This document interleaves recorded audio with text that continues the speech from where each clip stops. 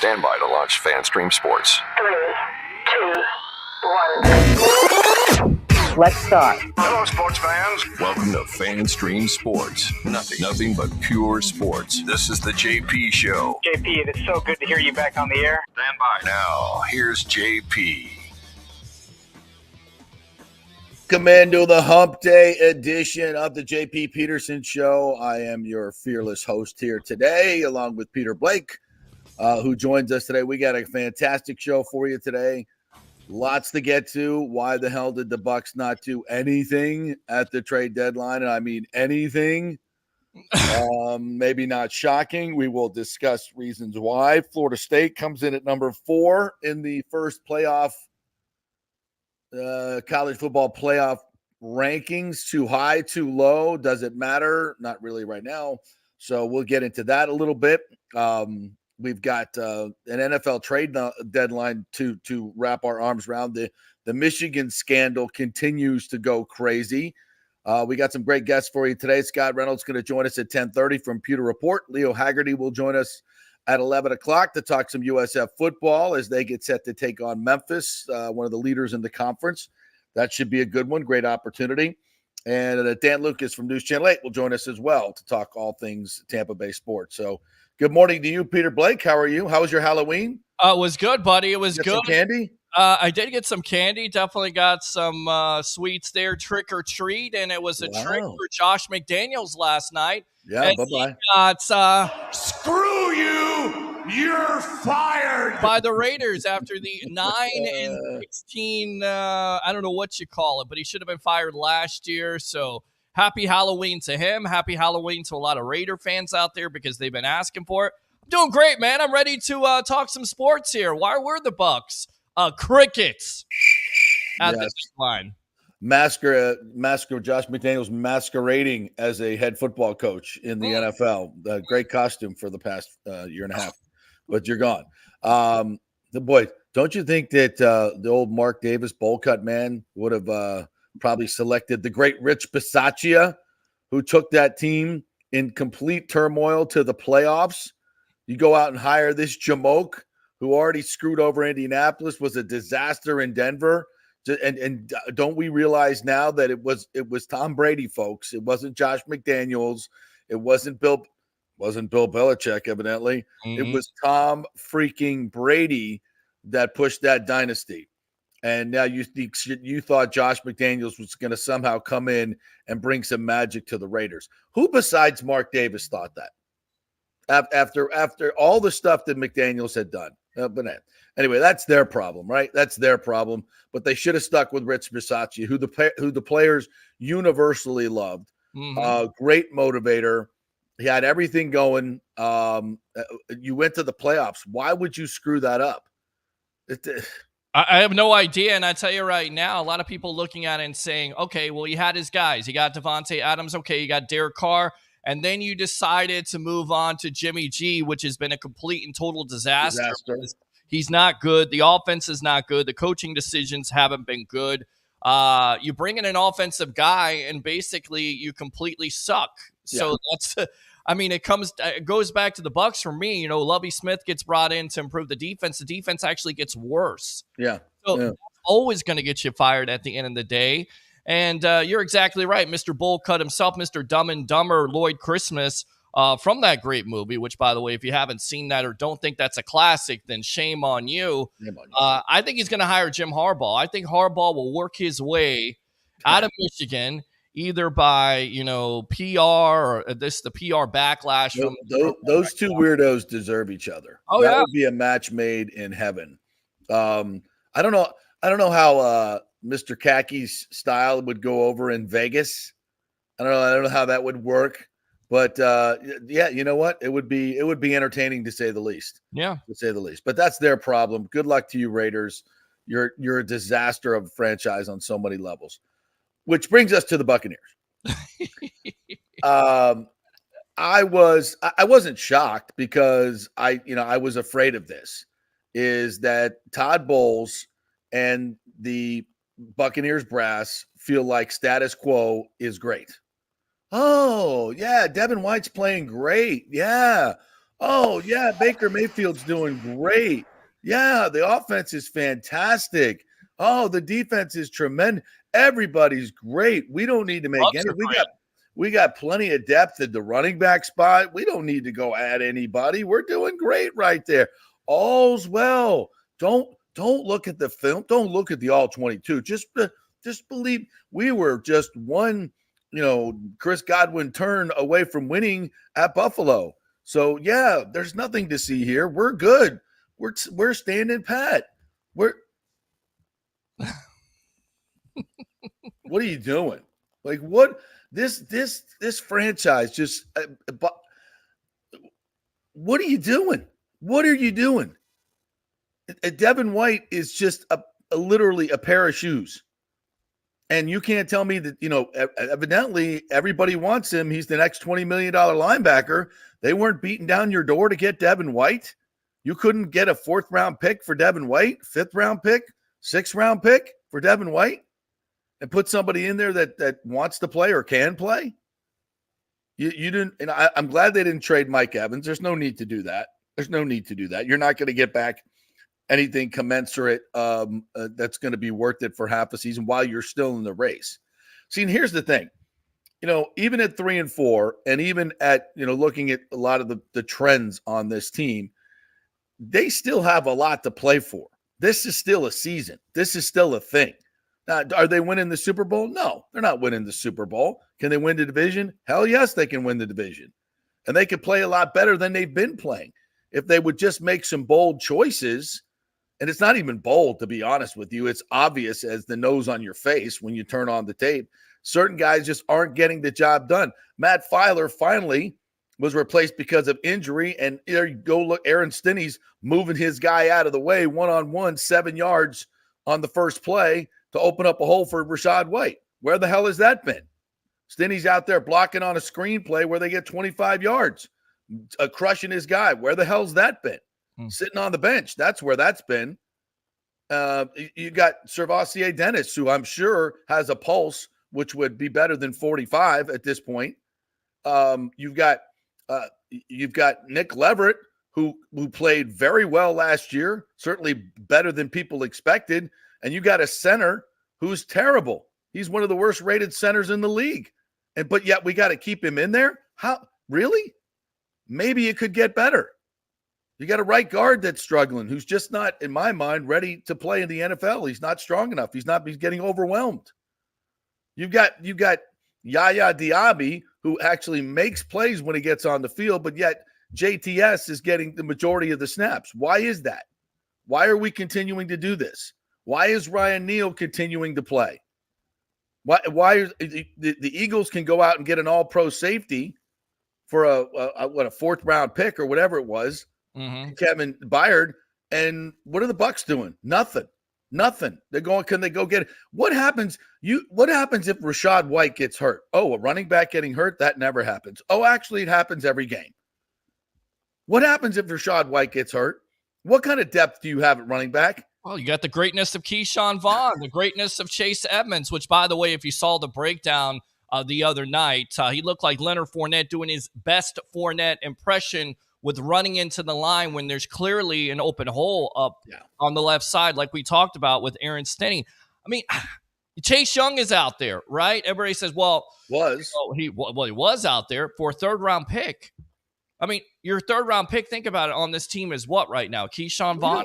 We don't need a pass rusher. We don't need a pass rusher. It cost you $2.9 million, and I get it. He hasn't necessarily performed up to snuff because he's been hurt, but wouldn't that add something? I mean, he's a overall He's got pick. 5 sacks and 9 quarterback hits. If I'm not mistaken, that would be leading the Buccaneers right now. Yeah, pretty much. Leading the Buccaneers right now. Yeah. And he gets picked up for a compensatory 3rd-round pick? Yeah. Yeah, and goes to the 49ers, which a team that, by the way, you have to go play, and you would have to beat in the NFC. And, chances are you'll probably be getting a compensatory 3rd-round pick yourself that you could have given away to bring an excellent pass rusher here and maybe, make him see what a great organization you have and want to stay here and have the leg up and to sign him in free agency at a position you desperately need. pass rusher. That's exactly the type of the Bucs need a badass, a huge human being that has unique skills in rushing the passers, coming off the edge, making a difference. And yet, here we go. Montez Sweat, Chase Young, Leonard Williams goes to Seattle. Yeah. There's defensive linemen going all over the league. Now, I'm not necessarily in favor of giving away a high pick for a defensive lineman with an expiring contract. I mean, you need to save some of these assets, but a compensatory third round pick, sure, why not? Why not? At the end of the third round, yeah, I'll take it. And so, look, there's a lot of things that this Bucs team could have done, but they stood pat, which tells me that they're going to stand pat with all of their personnel and try to go to Houston and win a game with doing the same stuff that they've been doing all year long. And everybody has caught up to them from the 3-1 start. Everybody knows what you're doing now. You haven't made any adjustments. And so this tells me you're not going to see any adjustments in personnel or scheme or anything this week. They just feel really good about where they are. Jeez. We'll have Scott Reynolds on at 10:30. We'll get his thoughts. I mean, Peter, what do you think? It's standing pat. Would that be your play if you're Jason Light? No, but I listen, I understand the situation because, again, it keeps on being said this team wasn't a Super Bowl team coming in. So are they really going for the Super Bowl? But I feel like you could have added players like a Young or Sweat to improve your chances of winning this division. And what you've seen on this offensive line, you talk about Ezra Cleveland, a 6th-round pick, a talented guard. Would he look good on this Bucs offensive line? Absolutely. Oh, yeah. And yet, teams are making moves, and the Bucs are sitting there saying, we're good with what we have. Okay, you better be good with what you have, because coming into the season, it was all about, Todd Bowles last year wasn't successful because he had BA looking over his shoulder. Well, now he's got his new offense. Now he's got his coaches. Now he's got his players.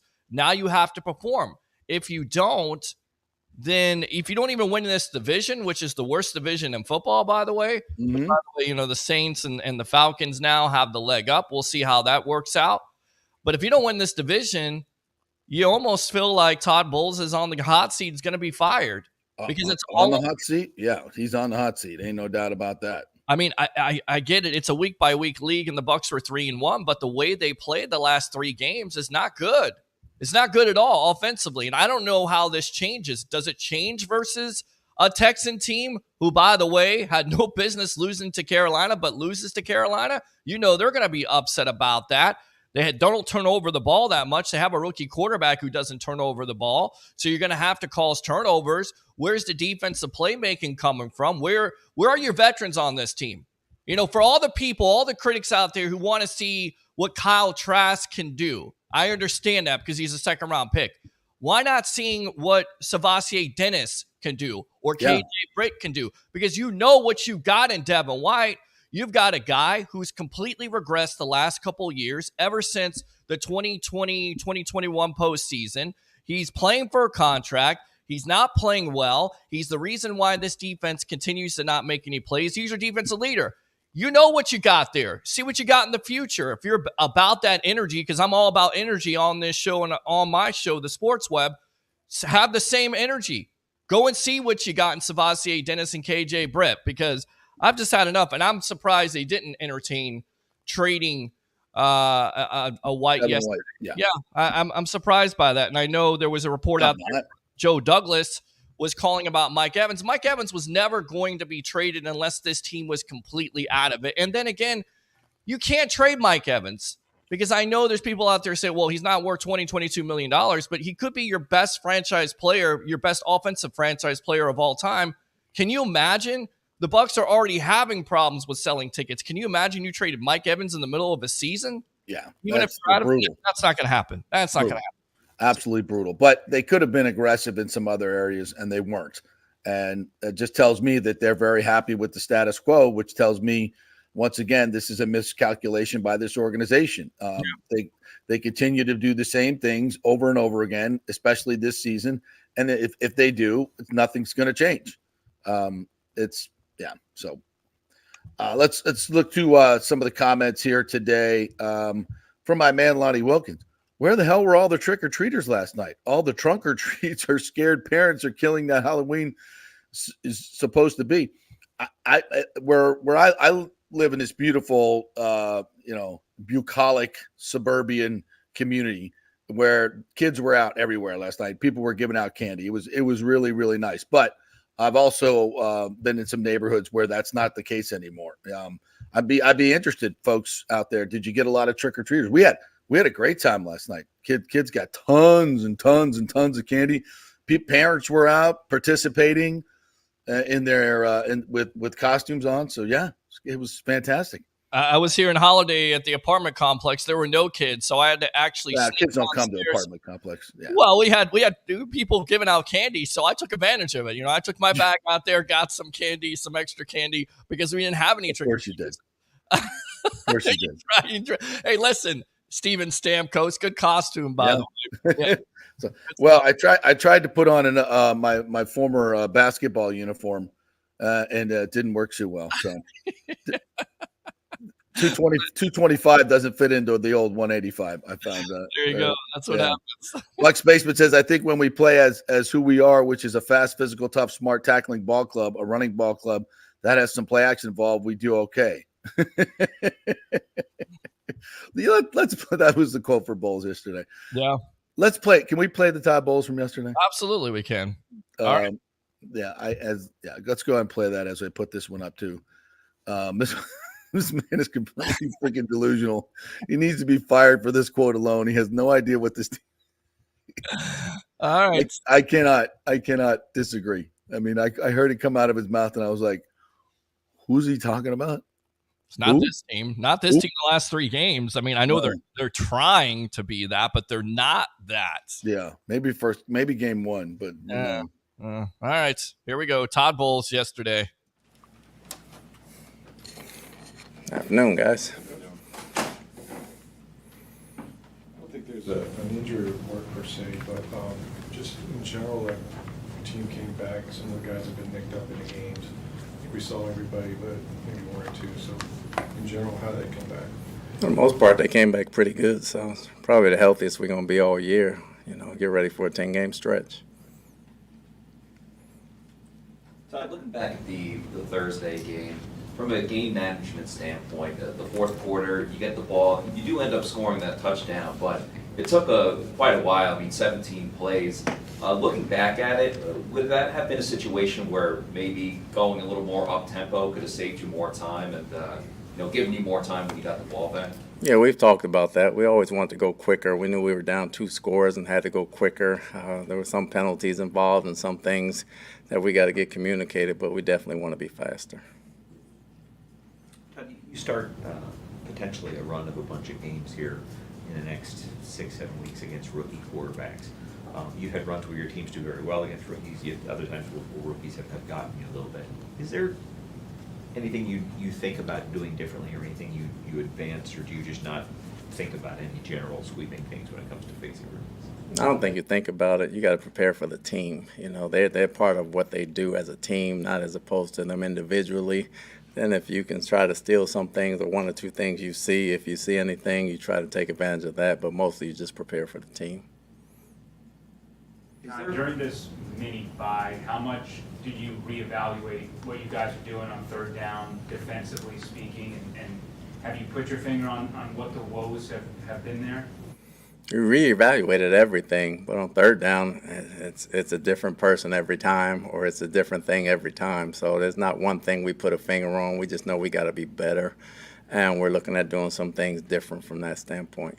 Are you a bit surprised by that, just considering how many? I know you have new pieces, but you do have a lot of holdovers who have been in the system for a few years now that it hasn't clicked.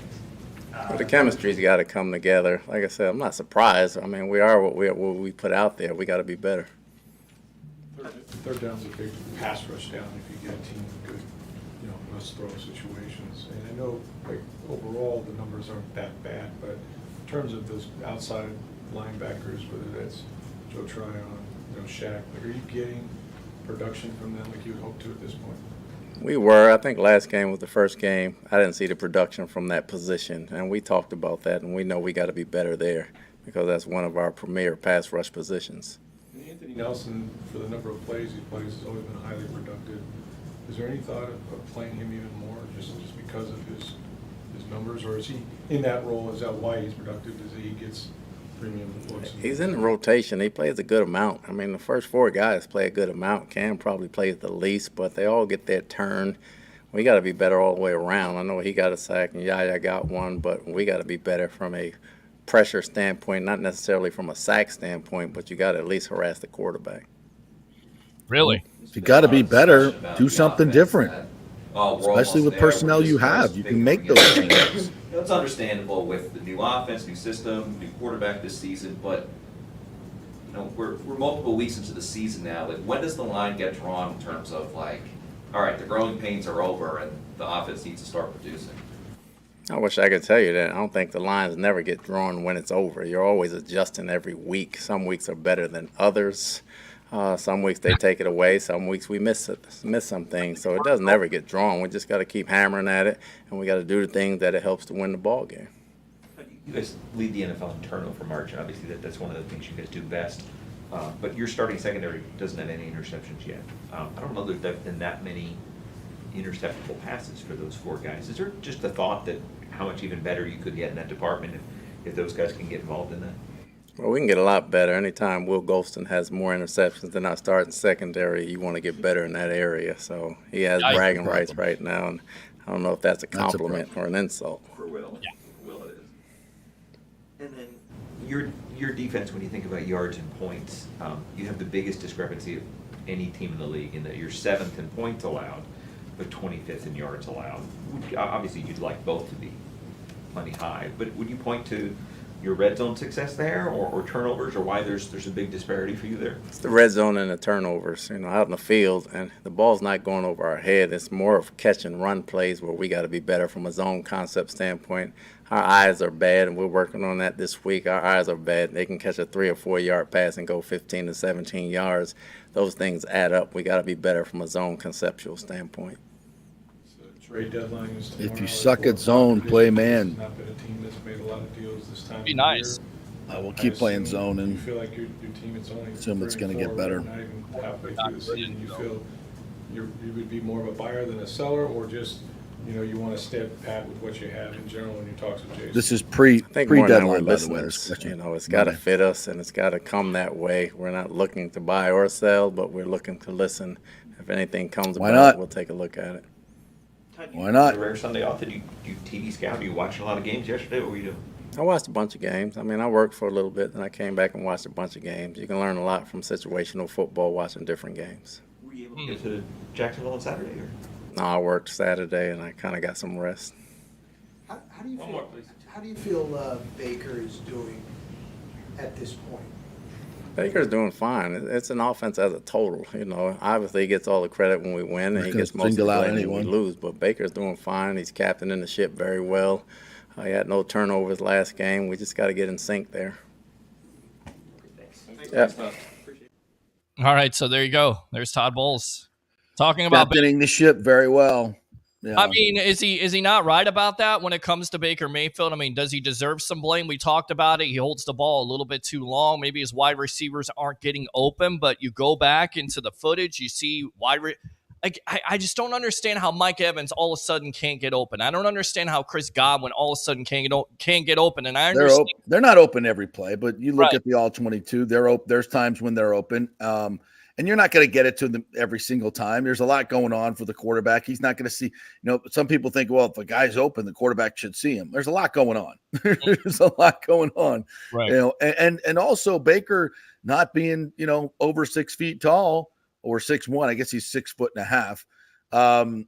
It's harder to see guys open. That's just the way it is, especially when when you've got 5 guys rushing. And if you've seen this is what they're getting a lot of, the congested rush, where you get 5 guys coming or even 4 guys coming, and they're really keeping him in the pocket, and they're collapsing the pocket up front because of the lack of physicality that they have in the interior.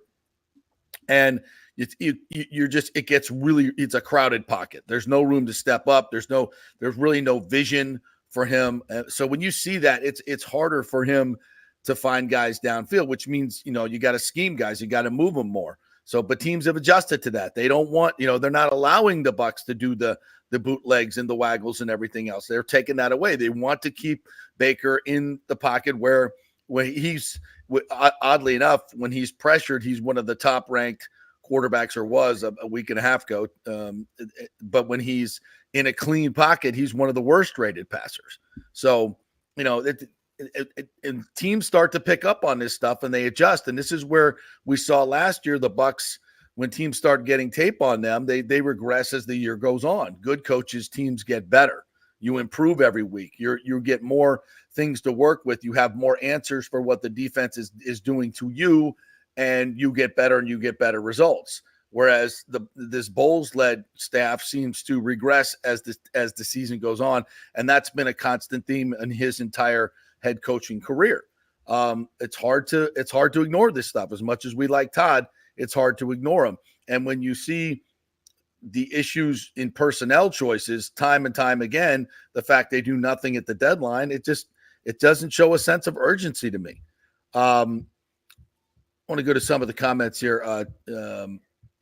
Well, I think we did the Bucs basement thing there.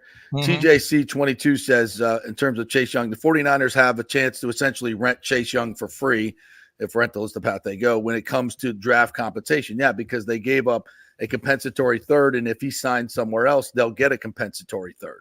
So it's a free rental, and Washington's picking up all of his salary as well. Can you imagine the juice that guy would bring to Tampa Bay? And all you would have had to do is give up an extra seventh. Hey, if San Francisco's giving you that, we'll give you an extra seventh or whatever. Sweeten the deal a little. Throw in Devin White, for God's sakes. You imagine bringing a number 2 overall pick to rush from the outside to this team right now in this particular. Imagine the juice that gives your team, and it tells your team and your fans, hey, we're not done with this season. We're going for it. We just added a piece that we desperately need. What are we doing? And it's not like it cost a lot of money in the first place. It was only $2.9 million. I believe. Nothing. No, they're picking up all the salary. Right. As far as I know. So for me, it's like it's a win-win. Plus, it frees up everybody else. And you haven't had that juice since, Shaq Barrett's first year when he came here. JPP is a gamer. Yeah. When he was dealing with his injuries, you haven't had that type of juice. And look at the good teams. Right? The blueprint is out there. The blueprint has been out there for the last 20 to 25 years. The very good teams, the great teams build with what? Between their lines. Offensive line. Philadelphia. Offensive line and defensive line. Best offensive line in the National Football League. One of the best defensive lines trying to go for it. San Francisco. Best offensive line. One of the best offensive lines in the league. One of the best defensive lines have gotten better. That's where you build your team. That's why those teams will consistently be there in not only playoff contention, but also in Super Bowl contention. Drake Westfall, new commenter to the show. Thank you, Drake. Good to see you, my man. Trading Mike would destroy the culture and morale. Totally agree with that. We missed so many tackles. Totally agree with that. Change some personnel. Maybe that would help. Does he even watch the games? Well, he watched other games this weekend, we heard. Maybe that gave him some ideas with situational football. Talked about it but did nothing. That's right. Basically what Todd says. He talks about it but does nothing to change it. It's so frustrating. And at this point, we're just going to put the same guys out there and expect some different result. And that's bizarre. Sandra Nagel says, let's get Trask in there that paused under the best QB. That played under the best QB, watching the best sports talk show, the Sports Web and JP Peterson show. Thank you, Sandra. Appreciate that. Yeah. Listen, I think, despite what Todd will say about Baker Mayfield, they watch the tape that the last couple of weeks he's not seeing the field very well. He's holding the ball. He's been inaccurate, and he's not playing like he did the first 4 weeks. This is not a situation where this guy has to have the starting quarterback job. You got a second-round pick in Kyle Trask. There was a, quote, quarterback competition in this offseason, and if Baker stumbles and is not getting the job done, you have every ability to go to Kyle Trask. This is not a situation where you have a franchise quarterback and you can't trade him out. If he continues to struggle, you make the move. You got to see what you have in Kyle Trask. This is simple stuff, but some would see it as daring. But I got news for you, Todd. Unless you make some bold moves and drastically change this season around, you're going to be gone. So you would hope that he would understand this. Standing pat and playing it safe ain't going to get it done. Well, don't you have 3 quarterbacks on your roster right now? Yes. Which is Wolford, and that was kind of curious before the trading deadline because the report was he was supposedly going to sign, or the Rams were trying to sign him on their active roster because he knows their offense. The Bucs decided to keep him. They cut Pat O'Connor on this team. So could that Baker injury be a lot more than what they're saying? Could that be the reason? Could be. Absolutely. And all the more reason, if you have a healthy Kyle Trask, why not give him a shot? Yeah. I mean, I feel like if you go to him, then the season could be out of reach at the end of the day. Because why? For Kyle, I don't understand that thinking. I really don't. Not in this situation. If Baker Mayfield were, to have a little bit more serious knee injury than we thought, and we went to Kyle Trask, would the season be over? Oh, well, it's because of injury. Well, whatever. Whether it's injury or he's not seeing the field, try something different. I don't know what this absolute, we can't change out the quarterback. Why not? If he's struggling, make a change. Because he's a rookie quarterback. He's a rookie quarterback to me. He's 9 snaps. That's all you have in the league. So you're going to have to go. You're going to definitely have to scale down your offense that much more. No, why? Well, he's been in this offense as long as Baker Mayfield has. Yeah. I still think there's going to be some type of transition process there. And I think, look, I get it. A lot of people say, well, he learned under Brady. Well, if he was the guy, then he would be the guy. You wouldn't be going after Baker Mayfield. You would just be going. You don't know, Peter. You don't know. You've not seen him play in an NFL game, a real NFL game for the most part. You don't know. So the only way to find out, put him in. Put him in, yeah. He might be Will Levis and throw 4 touchdowns. You don't know. You don't know. I tell you right now, Will Levis, say whatever you want to about what he puts in his coffee, which, by the way, is so disgusting. You put mayonnaise in your damn coffee, but hey, it was working for him.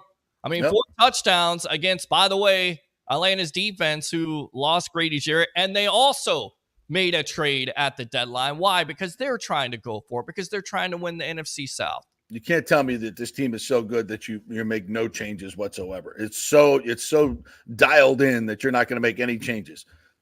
Okay. All right. We'll take a break. When we come back, Scott Reynolds is going to join us from the Pewter Report. We'll get his take on what the Bucs did or did not do at the trade deadline. We're brought to you by the Jeeves Law Group, JEEVES lawgroup.com. If you've been involved in an accident, they are the folks to call. They will aggressively represent you. They do class action lawsuits as well, and they will do if your car was totaled in an accident, give them a call. Find out if you have a case. You may have gotten a poor settlement there. JEEVES lawgroup.com. Back in 3.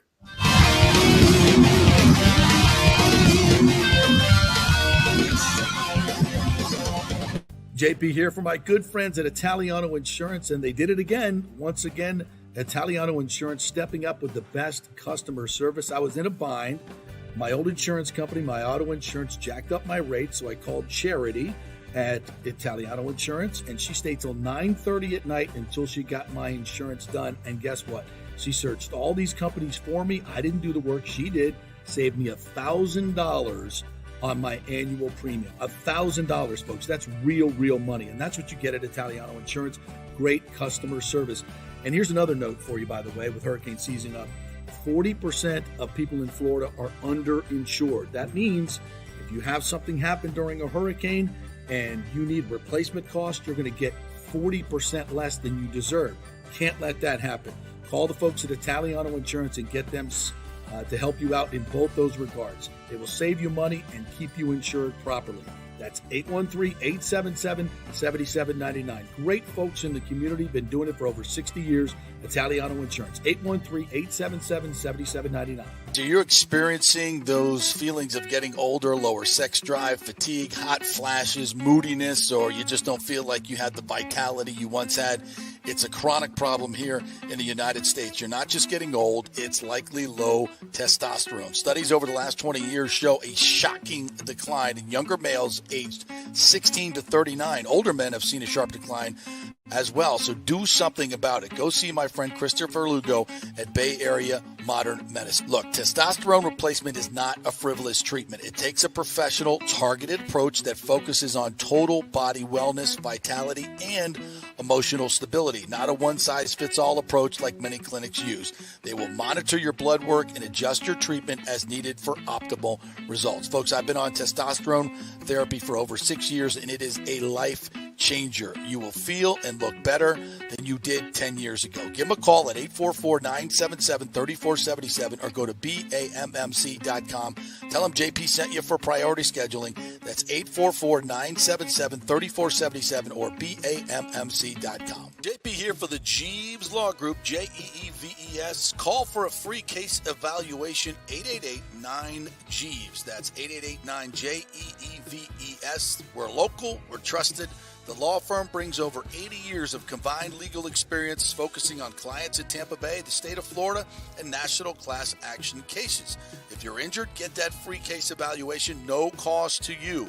The Jeeves Law Group's focus is on auto, truck, and motorcycle accidents, as well as class action and consumer protection law. Scott Jeeves is a board-certified civil trial lawyer and a certified circuit court mediator practicing in the Tampa Bay area for over 30 years. You hear him on the show all the time. Great guy, big Gator fan, and great for the community. The Jeeves Law Group is a highly skilled team with years of experience that will apply their skills, expertise, and knowledge to assist individuals who have been in an accident with compensation for damages, lost wages, medical expenses, pain and suffering, and property damage. Get that free case evaluation, 888-9-JEEVES. That's 888-9-JEEVES. Coming back at you. Now, more with JP on FanStream Sports. It's only just begun.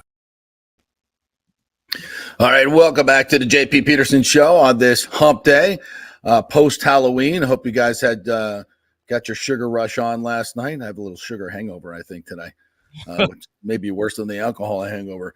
Let's welcome in our good friend Scott Reynolds, who lives out there in the middle of suburbia. Yes. How was your Halloween experience last night? Did you have lots of trick-or-treaters? I had none. I hid in the living room, turned the lights off. What's the term for like Halloween Scrooge? Right, there's like Christmas Scrooge where like you're a bah humbug. What's the Halloween Scrooge? I don't know. Ghoul? A ghoul. Yeah, I was a ghoul last night. Yeah. So you didn't even put a sign out like "No candy, go away, you little rat bastards." No, I just watched Sleepy Hollow, which is one of my favorite Halloween movies since I was a kid. I used to love the book. So the Headless Horseman. You know, man, I have a 10 and 7-year-old here now, so we were out with the costumes. Yeah. Great participation by a lot of the folks, a lot of candy. So yeah, dog was barking a lot. I heard a lot of trick or treaters up and down the street. Just stay away from my house. I'm watching Sleepy Hollow. No candy for you. You're awful. You're the Todd Bowles of your street there. Oh my God! All right, Scrooge, Halloween Scrooge. Nothing at the trade deadline. This team is so good. This team is so put together that you didn't need to do anything, didn't need to add or subtract anything. Don't shake anything up, man. We're good. We aren't a 3-game loser. They're gonna win the NFC South, JP. They're 3-4. They're gonna win the South. It's just like last year, except they might be 9-8 rather than 8-9. But it's just like last year. They're mediocre and they're gonna win the South. I'm a little disappointed. I thought. Who would you have wanted them to go get? I'll take Chase Young for a rental where they pick up the contract and I give up a compensatory 3 that I'm going to get back anyway. Couldn't afford him. He makes too much money. They only have $3 million under the cap right now. I thought the Washington Commandos were picking up the entire salary. That's what I read. Okay. Well, yeah. All right. They're picking up the entire salary because they wanted to, whatever. Yeah. It's just they did. And it would have been nice to bring in a former number 2 overall pick that actually has a huge body coming off the edge with unique pass rushing moves and explosion and all that stuff. It's might just give yourself a little bit of juice, And I would have given up a little bit of something to just give the room some juice. Give the franchise. I'm all for shaking things up. I am. And you look at the pass rush of Tampa Bay, and when you've got Vita Vea still leading the team in sacks, even though he didn't play last week with 3.5. I mean, that's a huge indictment, not just on Joe Tryon-Shoyinka, who's stalled out at 3 sacks now, but Shaq Barrett too. I mean, I love Shaq. The the person, Shaq, the player, is getting old and Yeah. losing some explosiveness and is not the impact guy that he was. And, you know, I'm ready for more Anthony Nelson and Joe Tryon, or Anthony Nelson replacing Joe Tryon Shoyinka and Yaya Diaby. Maybe not replacing Shaq Barrett, but getting that workload to 50-50 on that left side. Easily. Yes, no question. That's an easy fix. Yeah. Where are you? What else would you hope to see this week in terms of personnel changes? Will Golston, I'd put him at strong safety. He has at least one interception this year, which is more than any of the starting defensive backs in the Buccaneers. I'm going to give Antoine Winfield a pass because he's done everything but get an interception. Right. But Ryan Neal, no interceptions, no big plays. He makes big plays for the other team. I mean, that's been established. Yes. He's like the Jameis Winston of the secondary. You know, he keeps both teams in the game. Right. But yeah, Carlton Davis and Jamel Dean have combined for a total of 6 pass breakups and no interceptions. And I'm going to ask Todd Bowles today. It's like, you know, I know you're playing a lot of soft zone because you have some liabilities in man coverage, and everybody wants the Bucs to play man coverage, and that's what Dean and Davis are good at. The problem is when you go man, you pretty much have to be committed to playing man across the board, right? You can't just play man on the outside and zone in the middle. It's a very predictable style of defense if that's the case. You can do some different zone man combo coverages, but the down in, down out, you're either going to be playing man or you're going to be playing zone, right? In a nutshell, generally speaking. And the problem is Ryan Neal's a liability in man coverage. We've seen that. He gave 2 touchdowns, one to Detroit and one to the Buffalo Bills. Devin White is a liability in man coverage. Look no further than the 46-yard catch and run by Tyler Algier, right? So Todd Bowles can't play to his strengths of his cornerbacks because of his weaknesses in the middle of the field with Devin White and Ryan Neal. It's very frustrating, right? Because you're selling for mediocrity just because of your weaknesses, exactly. Right? You're playing to your weaknesses and mediocrity is what you're forced to. I'll say this though, Scott. I see other teams do this. You have 1 good man corner, 2 good man corner. They figure it out. Yes. They take advantage of their team's strengths. Yeah.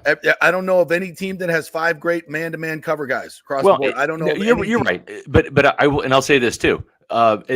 Even though you're playing zone does not mean you have to play a soft zone, giving up a ton of cushion, right? Jamel Dean and Carlton Davis, they don't give up a lot of big plays down the field, but they don't make any interceptions either because they're allowing the reception to happen and they're rallying to tackle. And both of them are pretty good tacklers, but it's coming at a price. This team is not getting takeaways. They've had 1 interception in the past 3 games, all of which were losses, and that 1 interception was from Big Will Golston, right off a tipped pass. Caused by Antoine Winfield's batted ball. And to your point, I think the Bucs are allowing the highest completion percentage in football, especially on third down. And as a result, they're allowing third downs, right? Then you're playing. So you're desperate for takeaways, right? You're playing a Houston Texans team that leads the league in not turning the ball over, which is crazy because they have a rookie quarterback. But CJ Stroud has 9 touchdowns, 1 interception. They have 4 turnovers the entire year. So the Buccaneers only have 6. So this is a game that's almost like you're playing. It's like, what's the Spider-Man meme? Like you're pointing at, Spider-Man's pointing at himself, right? Yeah. It's the same type of thing. It's like the Texans and the Buccaneers, both at 3 and 4, are mirror images of each other. Both can't run the ball. The Texans are averaging 90 yards on the ground. The Bucs are averaging 77. They have quarterbacks who are good but not great, can't really carry the team, carry the load because of the lack of success on the ground. CJ Stroud hasn't passed for more than 250 yards in the last 3 games. Matter of fact, the last 2 games hadn't even passed for 200 yards, right? Yeah. The strength is the receivers, Nico Collins and Tank Dell. It's a good 1-2 punch. Mike Evans and Chris Godwin are better, right? But there's just a lot of similarities in this. And D'Amico Ryan said it best. Last week when they lost to the Carolina Panthers, the Panthers got their first win this year, beating the Texans 15-13. That score sound familiar? Almost like that Falcons game, 16-13, right? D'Amico Ryan said, the reason why we lost the game is because we had 1 turnover. and the other team didn't. So that's how dependent both teams are relying on protecting the ball on offense, taking it away on defense. When that doesn't happen, both the Texans and Bucs lose. What's more disappointing for you, Scott? Is it the play of Devin White, or is it that secondary unit which has been handsomely paid? I mean, I think Dean, Davis, and Winfield have played good collectively. Winfield has played outstanding. Dean and Davis have played like C+, B- football to me. They should be making more plays for how much they're getting paid. That's for sure. Yeah. But at the same time, they're not allowing like a bunch of 100-yard, games, right? I mean, Justin Jefferson stands out in week 1, but since then, I think they've done a pretty good job across the board in shutting down other teams' receivers. The exception was last week where basically the Bills had 4 guys get over 50 yards, including their third-string receiver, Shakir, and then Kincaid, the tight end. Yeah. But that was Todd Bowles' worst game called of the season. It was just bad. Schematically, execution-wise, everything was just bad against the Bills. But I'm going to go with Devin White. You're in a contract year. Splash plays help you get to the Pro Bowl, help you get paid. We've seen one interception, which was caught in self-defense because Jalen Hurts threw the ball right at Devin White. Okay. And then he ran out of bounds. Right. And he ran out of bounds. That's it. No sacks, no forced fumbles, no fumble recoveries, no splash plays, bad film. Self-defense. I love that. Yeah. Yeah, and they're doing nothing to change that. Like there's no Servassier Dennis, not even for a snap, not even for anything, because Devin is so good that you cannot take him off the field in any situation. I honestly thought that maybe someone would pick up the phone and call. I wonder if anybody did. The film's so bad. It's so bad, right? I mean, yeah, you're talking about, hey, can I get Devin White for a 7th, right, or 6th? I mean, really, do we have to give you that with it, or are we getting? Well, the other thing too, JP, is you're trading for a headache. Yeah, because you have to pay the guy the next year, otherwise you're renting him. And what are you renting? A guy with bad film this year.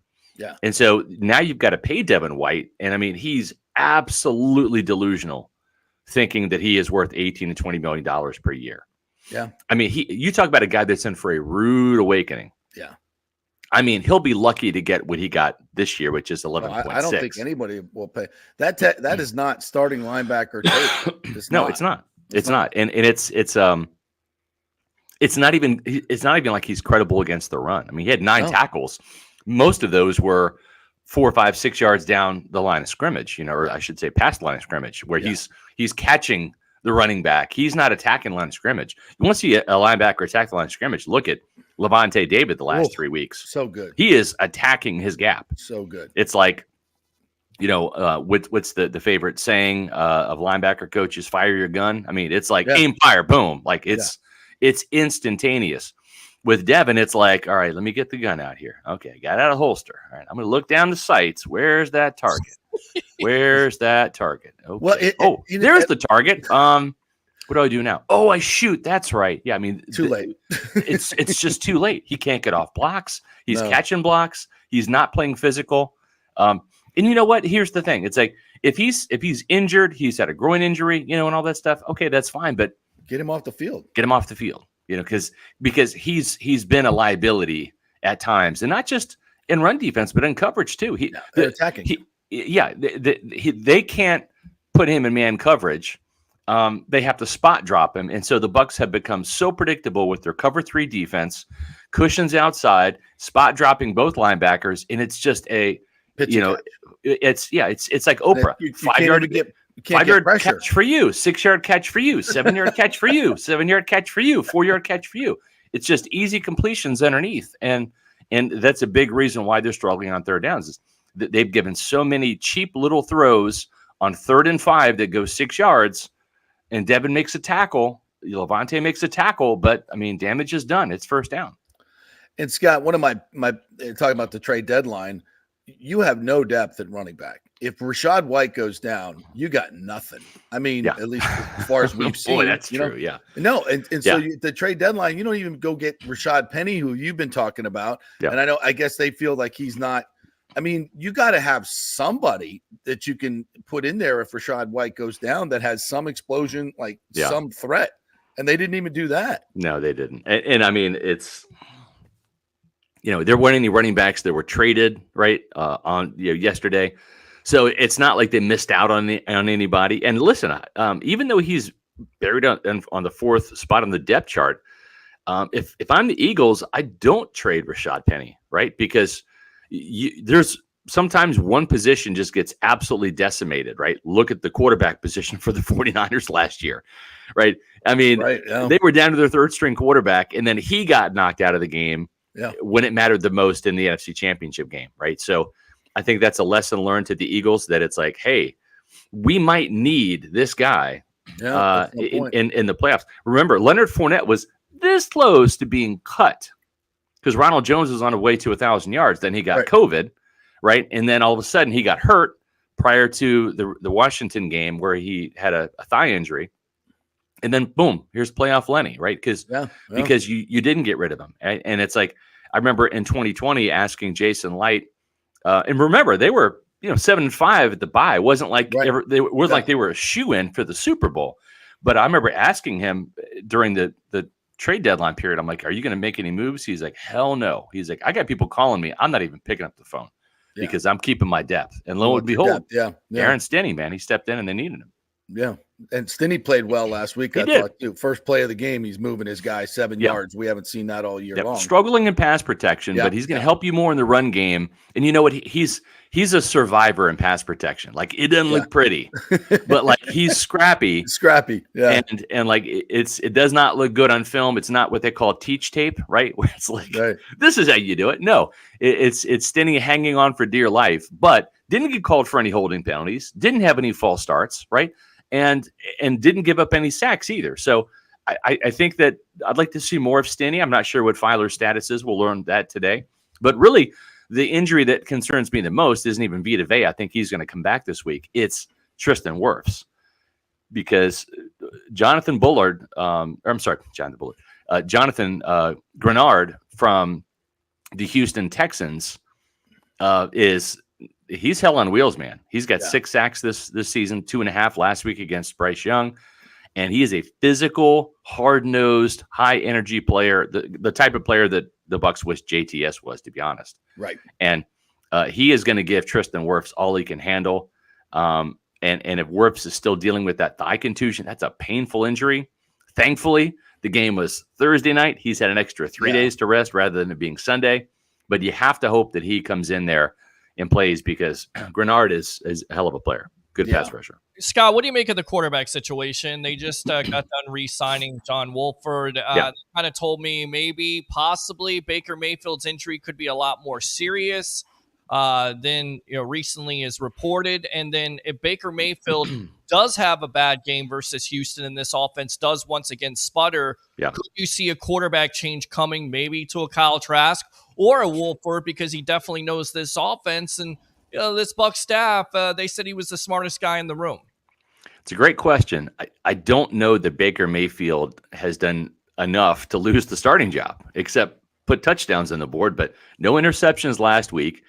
He gets out of plays that Kyle Trask would just be sacked on, right? So there's that too. And they're kind of in no man's land with Baker. He's not great enough to win games and light up the scoreboard and get you touchdowns. Right. Because he needs a good running game to provide that balance. Exactly. The problem is, this is where the no man's land comes into play. The Bucs offensive line's better in pass protection. The Bucs' best weapons are not running backs, they're receivers, Mike Evans and Chris Godwin. So just like last year, everything skews to throw the ball more to win. Right. But they don't have the trigger man who excels at that. He's better when you have 100 and, even 100, right? I was going to say 125 yards. I don't know what that looks like. He's better with 100 yards, right? He's better with Nick Chubb and Kareem Hunt, right? Exactly. In 2020, handing the ball off and then using play action, right? Right. And they just don't have that now. So they're asking Baker Mayfield to do probably too much. And I'm not saying be a prolific, Patrick Mahomes guy, but probably 300 yards passing and probably throw the ball 40 to 45 times per game. And he's just not that good at manufacturing plays in the passing game His height's an issue at times. You see it where the passing lane closes, and even though the pocket's still intact, he gets frenetic happy feet. It starts to collapse. And he can't see and doesn't know where to go. He's not sure where his escape routes are. And it reminds me an awful lot of Jeff Garcia, right? Yeah. It just does. And that's why Garcia was kind of a journeyman throughout the league, right? And he never had the prototypical size to be a pocket passer. And some guys like Drew Brees, just with the quick release, the high football IQ, they can make it work. Right. But when we're talking about like short quarterbacks, I mean, it's Drew Brees, Fran Tarkenton. I mean, like the conversation's pretty much over right there, right? Doug Flutie for a couple of years. Well, think how many 6 foot and under quarterbacks have won the Super Bowl. Exactly. It's Russ Wilson and Drew Brees, and I don't know of anybody else. Exactly. And it's, and now, Tua is not the biggest guy, but he operates almost exclusively out of shotgun. Yeah. So my point is that's not the norm. Those are the exceptions, not the rule. Right. And you're asking Baker to be one of those exceptions now, and he's just not exceptional. I mean, I'm not saying he's a bad quarterback. I think they can still win and get to the playoffs with Baker. But long term, I mean, Jeff Garcia got this team to the playoffs in 2007, and they got spanked by the Giants at home. Giants went on to win the Super Bowl. I just don't know if long term he's going to be anything more than a guy that's going to get you a little bit over 500 and into the playoffs. And it's like that's better than Jameis and what you've had in the past with Josh McCown. But is that ideally what you want? In other words, let's put it this way: even if they somehow decide to re-sign Baker Mayfield, I'm all in favor of drafting like Jaden Daniels out of LSU in the lower part of the first round or upper part of the second. I mean, I'm not opposed to getting another quarterback in the draft and saying, hey, we like you, Baker. Not sure if we love you, And I don't think that's bad unless Baker somehow turns it around and starts putting touchdowns on the board. And that's his job. And right now, he's doing enough to keep his job, but not enough to win games. And it's just no man's land right now at quarterback. And I don't think Kyle Trask honestly could do any better because he doesn't have the escapability or the mobility or the experience necessary. And I think you're looking at probably sacks, sack fumbles, interceptions, a little bit of panic play. And if the wheels fall off the wagon, then go ahead and start Trask the last 3 or 4 games of the year. If this thing is downward spiral and if Atlanta or the Saints has got this thing out of reach in mid-January, see what you got. But you definitely have to do that. But now the defense has to wear the Superman cape, and play Batman. And Baker's got to be a better Robin. Yeah, I agree with all that. I will say I think he has a little bit more escapability than people give him credit for in Trask. I mean, remember when I forget who it was, he used that linebacker, that little dead leg shake he did in preseason. Remember that? The Jets game? Yeah.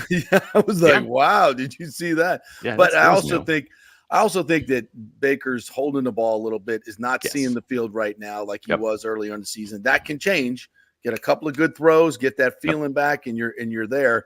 But I may be a little bit closer to Trask than you are. We'll see after this. I still want to see Dave Canales come out and force feed the passing game. Get Baker into rhythm early. Get Mike Evans involved early. Get Chris Godwin involved early, and go from there.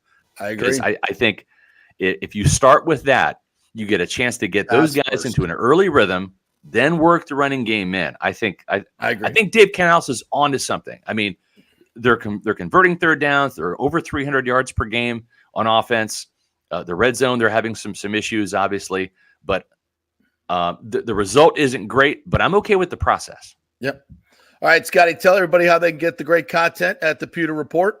We've got a brand new podcast today on Pewter Report TV. That's our YouTube channel. Come join the over 12,000, almost 400 Pewter Report people out there that subscribe to our channel. And we do podcasts Mondays, Wednesdays, Thursdays during the week, and then Sunday pregame show, and then live in-game analysis, and then a postgame show after the game on Sunday. You can also read all of our Bucs Texans preview content at pewterreport.com and follow us on X, Facebook, and Instagram at Pewter Report.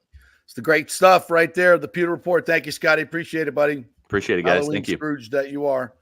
All right, we'll take a quick break here, and Leo Haggerty's going to join us next. We got a big USF game coming up this weekend against Memphis. So quick break, Leo, coming up next. Stay with us.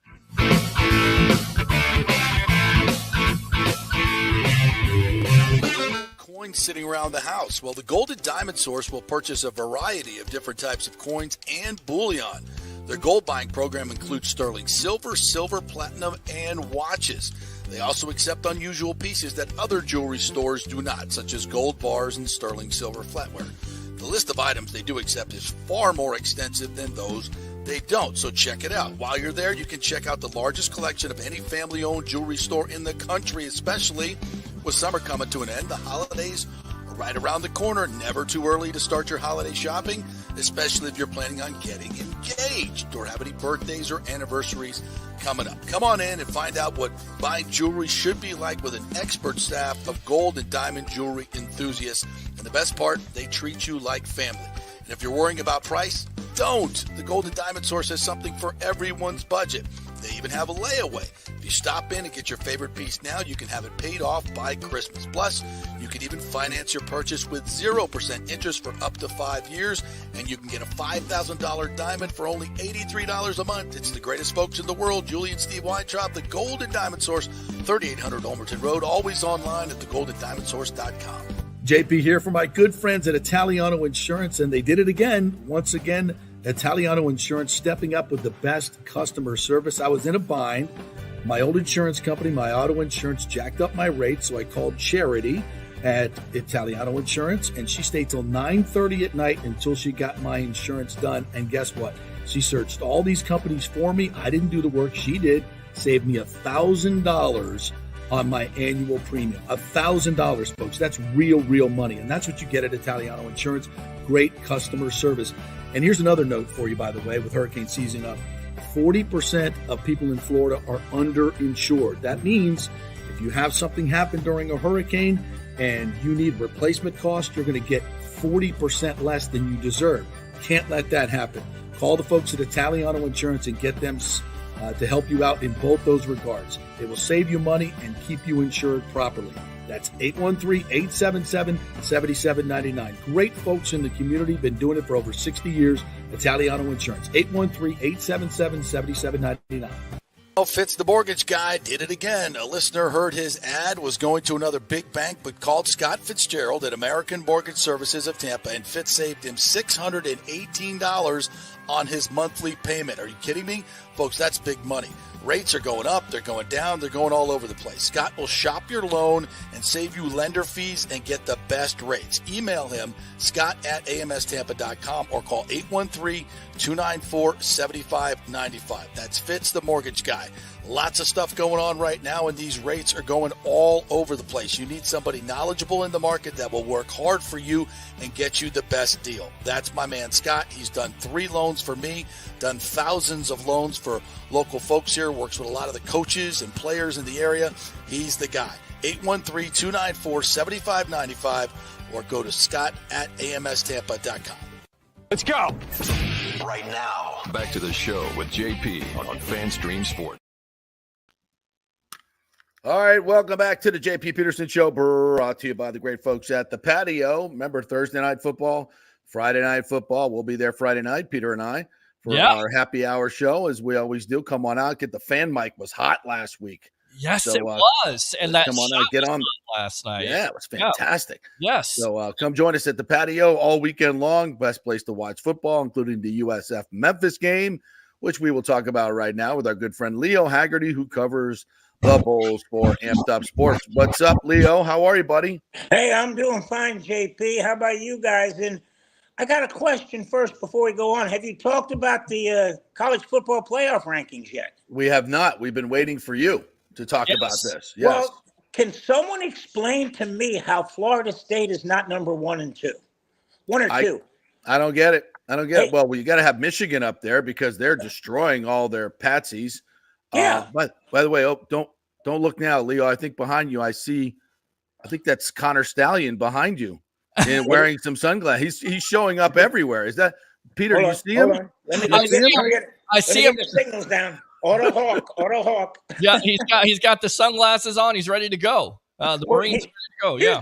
Here's what I don't understand. Florida State, of the top 4, has the best win of anybody. They destroyed LSU. Yes. Michigan's best win is Rutgers? Are you kidding me? Look, I'm a Jersey guy, and I'm great to see Shiano got the program. But Rutgers, and you're in the top 4 when that? Come on, guys. Let's ridiculous.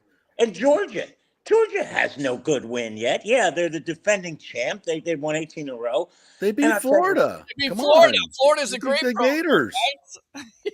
Oh, wait a second. Let me wake up on that one. Oh, okay, Florida. And they beat Kentucky, too. They beat that Kentucky team really good. Yeah. Yeah, you know what? When you beat Kentucky 5-on-5 on the hardwood, that's when you start. That's talking. what exactly. I hate No, to listen, say that. I don't get it. It doesn't really matter. If you're Florida State, you're in the top 4. That's where you need to be. You're in the playoff.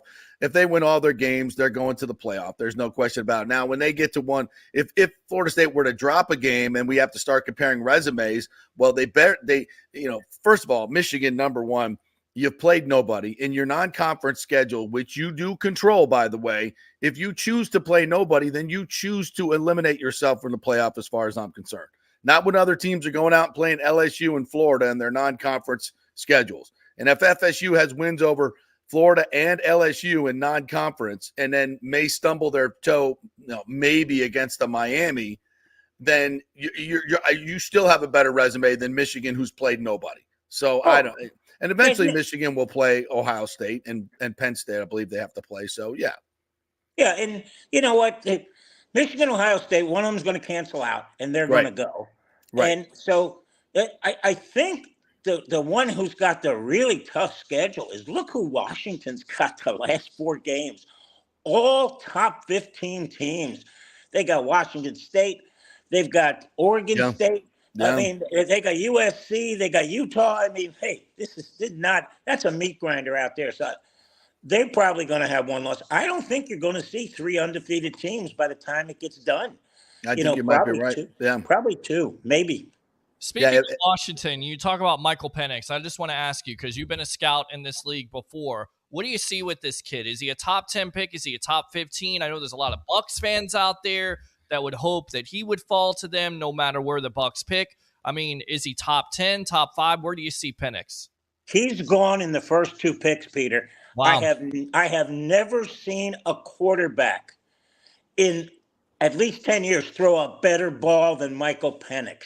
It's a tight spiral. He's got a gun. If you watched the game last week, he hits the guy 60 yards down the field in stride, right? And the guy didn't have to slow up or adjust. He just kept running.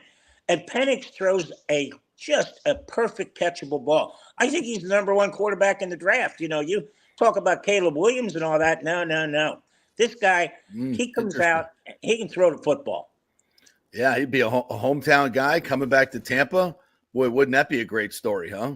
Yeah, you're gonna have to move up to get him. And you know what? I like the Bucs here. I don't know the way the Bucs are playing, Leo. They may be in prime position. Oh, here's the problem, though, guys, with the Bucs. I mean, nobody else in that division is any better. They're going to come into They're going to come into December, and I said this with Peter on his show. I said you may see 3 or 4 teams in the NFC South all within a game or 2 of each other. They may be all coming into. So. Yeah. It's right now. If you had to bet the house, who do you bet it on? The funny thing is Atlanta. I think Atlanta. Atlanta. At least you go watch that tape. They should have blown the Bucs out. I mean, they were 1 for 5 in the red zone, dropping the ball at the 1 yard line twice. I mean, that should have been a 2.5 score game. Right there. So they're better than the Bucs are playing right now. And the Bucs, and we just talked about this, Leo. They refuse to make any changes. They're not going to sit anybody down despite how horrible they're playing. Todd Bowles, I love the dude, but he just doesn't have it to make bold choices and to be. He plays it too safe on so many levels. Can't do that in this league. Especially when you have marginal talent. No, and you know what scares you, JP, is when they're not sitting down, the guys are not playing well. What does that tell you about the guy behind him? That's you don't know. scary. I mean, Aaron Stinney steps up. He played 10 times better than Filer played all year long. So it tells me they don't know how to evaluate players. Time and time again, last year with Nick Leverett and Gedeke, took them forever. and they're letting Robert Hainsey play out there, and he averages about a 40 grade every game. And they've got Nick Leverett, who was averaged over 70 last year in terms of playing left guard. They just, to me, they play favorites. They won't, just like Bowles is in public, he won't call anybody out. He won't sit anybody down. He won't do it. He doesn't have the stomach for it or whatever. And you can't be a good head coach in this league, in any league, if you're not willing to take guys off the field that are not performing, because everybody sees it on your team. Everybody knows Devin White's not playing well, not giving effort, and you keep putting him out there, you wreck the culture of your team, in my opinion. So, it's everybody's opinion. You got to put the best 11 on the field, right? But the only way you find out who the best 11 are is to get them on the field. That's right. So, that's right. If the guy ain't getting them out there. Exactly. All right, let's transfer over to USF. They get the big win at UConn. Got a week off, and now you got Memphis, a 6-2 team that has a couple of really explosive players on offense. What does it look like this? If they can get this win with Temple and Charlotte left on the schedule, you're almost guaranteeing yourself a bowl situation. So, do they have a chance at Memphis this week? Yeah, but it's not a good chance, JP, again, because Memphis is a good football team. Yeah. But let's be honest here. If at the beginning of the season we'd have sat down and said USF would be playing meaningful football games in November, I'd have said, hey, sign me up right now. Yeah. Put me in. So, yeah, this is a game they can't get blown out. This is not a game they can get beat 52-12 or 52-21. This game they got to stay in. And the one X factor, and Peter brought this out the other day, I think Byron Brown grew up a lot in that fourth quarter up in Connecticut. He took over that team, and now, and Golish talked about this yesterday. Byron's figured out that, hey, I'm the guy. I'm the guy that needs to take this team, and he put that team on his back in the fourth quarter. So let's see what happens with this. Again, I wouldn't be surprised if they get beat, and I also wouldn't be surprised if they go out there and really play well. What's the matchup like against that secondary of Memphis? Because I talked to Brown about this a couple of weeks ago. Coaches have emphasized him staying in the pocket instead of running out. So is this a good matchup for that USF offense this week, especially Brown throwing against that secondary? Well, the biggest problem, Peter, and Golish, alluded to this, SAT word. Nice. When he got up yesterday, he said, the biggest problem we have is people are still not into what we need them to do, what they're assigned. And he brought up Sean Atkins. He said one thing about Sean Atkins, he's always going to be in the right place at the right time. And that tells me they're still having an issue with coordinating routes to make sure they're there. Byron's going to, he go out, he looks, okay, what's my first progression? Well, if that guy gets there late, he doesn't have a second progression. He's got to go to his third. That takes time.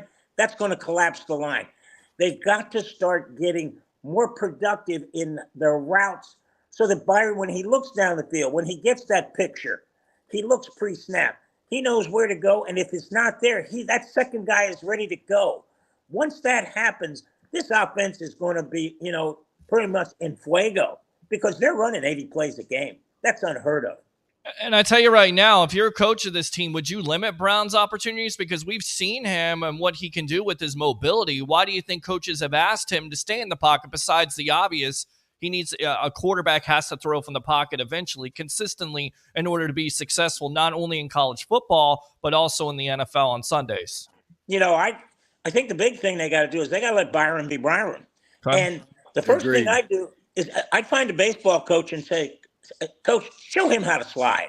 Yeah. Again, the biggest problem is he can't keep taking these hits that he's taken over the line of scrimmage. Surrender to play the next play. That's the key. You're 5 yards down the field, slide. Instead of going down and trying to, get that 7th or 8th yard where you're taking that real toll on your body. And I asked Byron yesterday, hey, how important was that bye week? He said, man, I was beat up. So, yeah, this was important.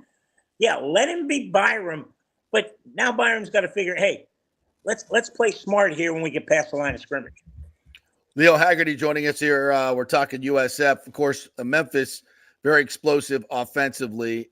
This is what you really worry about with the Bulls. They've given up 50 points to bad offensive teams. So how do they limit the damage this week at Memphis?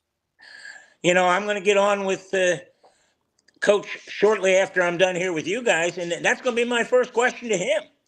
How do you keep this game in the 20s and 30s? Because Memphis can score.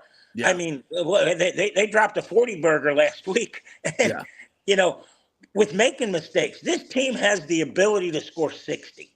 And if I'm Coach Orlando and I, as a defensive coordinator, I'm going, man, I got to keep these guys down.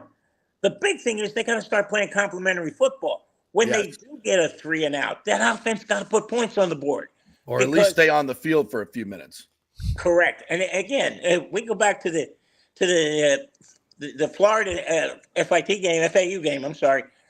Their first series of the game, 3 and out, 14 seconds. You cannot have that. No, you can't do that, man. You got to get out there. That's the problem with these fast offenses, though, Leo. If you're running 80 plays a game, that's great. But, when you have those 3 and outs and your defense is they're gassed by the end of the second quarter. They're done. Yeah, and that's the big thing. And Coach Golish brought this up. He said, once we get the ball, we got to score. We got to put points on the board because our defense is coming out there a whole lot more often than they normally would. Right. Plus, I wish I could see them. And again, we can't comment on it because it haven't happened too often. If they get a lead, of like 14 points, how about slowing that tempo down a little bit? Start playing the clock because the clock is your enemy right now, not the defense. Right. You got to get your guys rested. So I wouldn't be surprised to see in these last 4 games, if they do get a lead of double digits, that they start to slow that offense down. Not because of anything other than, hey, let's give our defense a blowout there. Yeah. Yeah, and talking about your defense, I mean, you're 8 games in. Do you expect them to play a lot better, tackle better, and not have so many coverage busts? I get it, Memphis is a talented offense, but we continue to see week after week, coverage busts. Do you think that gets cleaned up this week? Yeah, Peter, it's going to get cleaned up, but the problem is with the way the offenses are set up now, when these teams go 3-by-1, and we're talking about putting 3 wide receivers to the field and one into the boundary, all you got to do is catch the ball as a quarterback, throw it out right away. And if that guy misses a tackle, you're talking about an explosive play because it's one-on-one, because these guys are spread out all over the field. And again, they've got to get a pass rush. Remember, that's what we saw against Alabama. Why did they limit Alabama to 17 points? My God, they were in the backfield faster than anybody. It was the best pass rush they've had all season. They've got to get back to that. They've got to put pressure on this quarterback. Get him off his spot, make him uncomfortable. Leo, before I let you go, you've done a lot of scouting in pro football and college. You've covered it for a long time. Have you seen anything like this Michigan scandal? I hear other teams, people say, well, everybody tries to steal signals. Everybody does advanced scouting. I don't know if I've ever seen a scout on the sideline of another team wearing a credential. And, like this guy, Connor Stallion was at Central Michigan. The coach there used to coach for Harbaugh, and now he's allowing Harbaugh's guys to come on the sideline and scout the other team. I don't know if I've ever seen that. Have you seen that? The advanced scouting in terms of using electronics, which is specifically prohibited. They seem that like they've been caught on all counts, but, here we have the CFP commissioner or the president, Boo Corrigan, saying, well, that's an NCAA thing. We're not going to even consider that here at the playoff. And I'm like, what the hell's going on? Why is Michigan being absolved of stuff that they're guilty of and that everybody doesn't do, by the way? JP, I've been in this game for over 50 years, and I have never seen anything like this. Right. I was an advanced scout. I sat in the press box. I had to work from up there, not with a camera, not with anything, with a 4-colored pen to know which color was first, second, third, and fourth quarter. So that was happening. But to go out there and blatantly film another team from the sideline, I go, that's about as arrogant as I can get. And for Corrigan to get up last night and say, no, that doesn't matter. Well, basically you're condoning cheating. Exactly. And let's just call the NCAA what it is. And I can remember John Lentz was on my radio show, and he said the three most corrupt organizations in the world are the mafia, the Internal Revenue Service, and the NCAA, and not in that order. And you know what? I think he's right. We throw the I think the FBI, the NCAA is CIA going to in go there. away. Yeah, Yeah. I think they're going to go away in another year or two because the Power 5 football people are going to say, "Hey, we've had enough. We don't need you. We can make our own deals with TV." They just get in the way.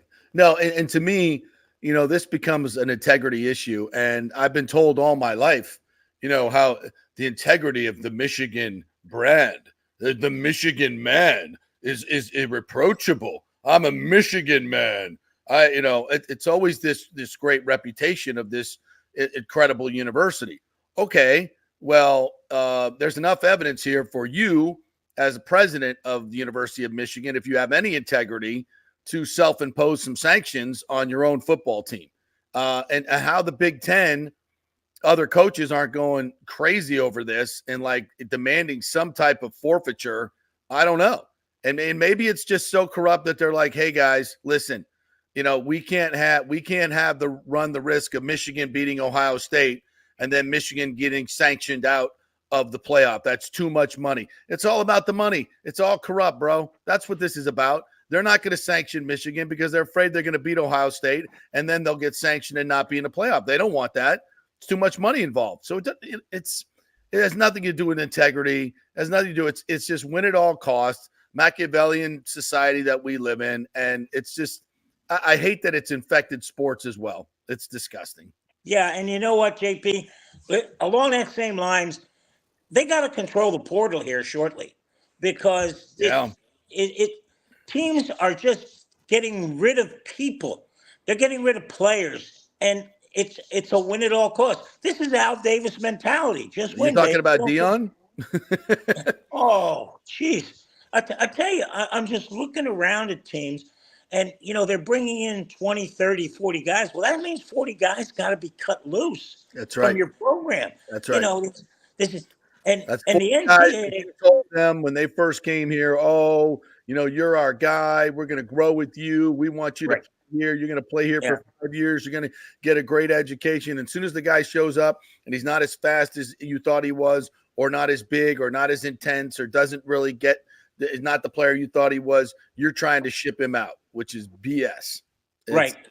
And you know what, JP? You know how you solve that? 4-year scholarships. And that's why the NCAA got away from this. They said, 1 year, renewable. You get a 4-year scholarship, because I know Dabo Swinney's getting hammered because he doesn't use the portal. Well, why is he getting hammered? Because he's loyal to the players that he's recruited. Right. And you know what? There's nothing wrong with that, being loyal to the guys you brought in. Well, if the game, then again, Leo, if the game changes and you don't change with it, you're cheating your fan base. You're cheating your university. I get the loyalty card. I'm all for that. But if the rules change and you don't change with them, you got to be better than that. You have a responsibility to your university, your team, your fans. And the sad thing is he's going to have to change. I agree with you. Limit the amount. I don't want to limit the amount, players can change because, as you know, coaches get on the wrong side of players. They punish them. And then if they can't transfer, they're screwed, right? That's happened. That's age old. But I think maybe you limit the amount of transfers you can have in a certain year to, maybe 20, 25 tops. Limit the amount of times you can transfer as a player to maybe 2 or 3 times. That seems reasonable within a 6-year period. So I don't know. There needs to be some limitations on it. You know what's going to bring that to the forefront? Every quarterback that has eligibility left is going to go in the portal. Yeah, it's a free agent deal every year. And Nick Saban's going to pick the one he wants because that's what's holding Alabama back right now. Well, he's not picking the right one lately. Not a quarterback. No. Not a quarterback. Not lately. Yeah.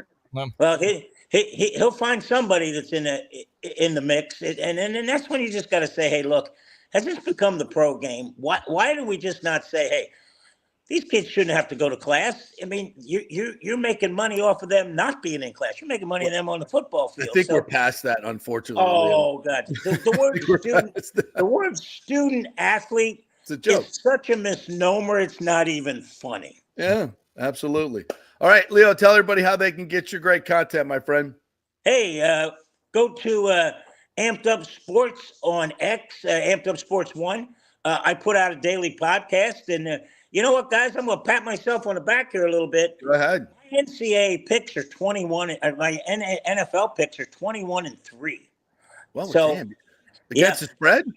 Yeah, no. We've always only the money line, JP. I Okay. can't pick All for right. somebody to score, that touchdown. Right, yeah. But Okay. Yeah, 21-3 on the money line. So go there, go to Amped Up Sports on the website, and we've got some really good things coming up. Hey, we got our photographers at all the LSU games, so Nice. that's All right.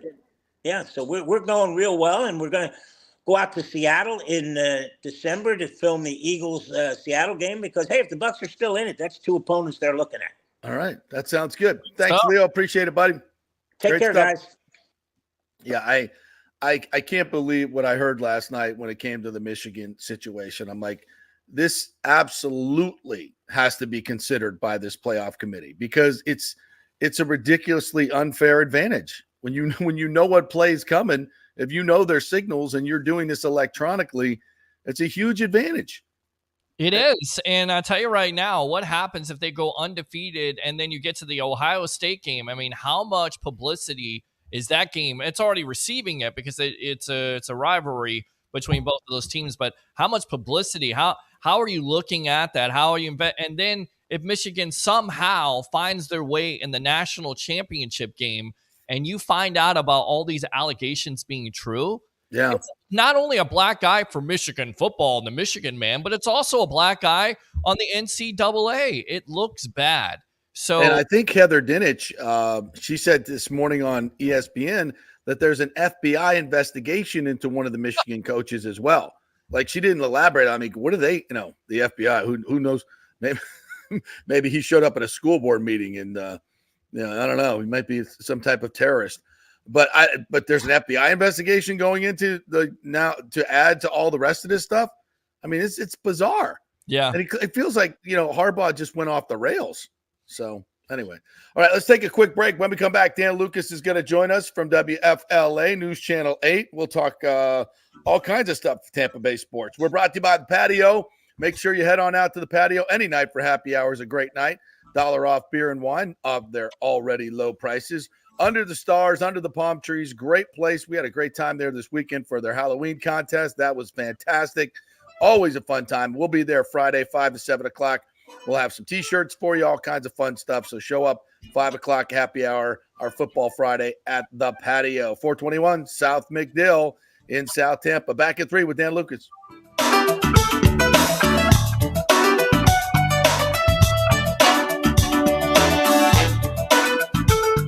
Have any old coins sitting around the house? Well, the Gold and Diamond Source will purchase a variety of different types of coins and bullion.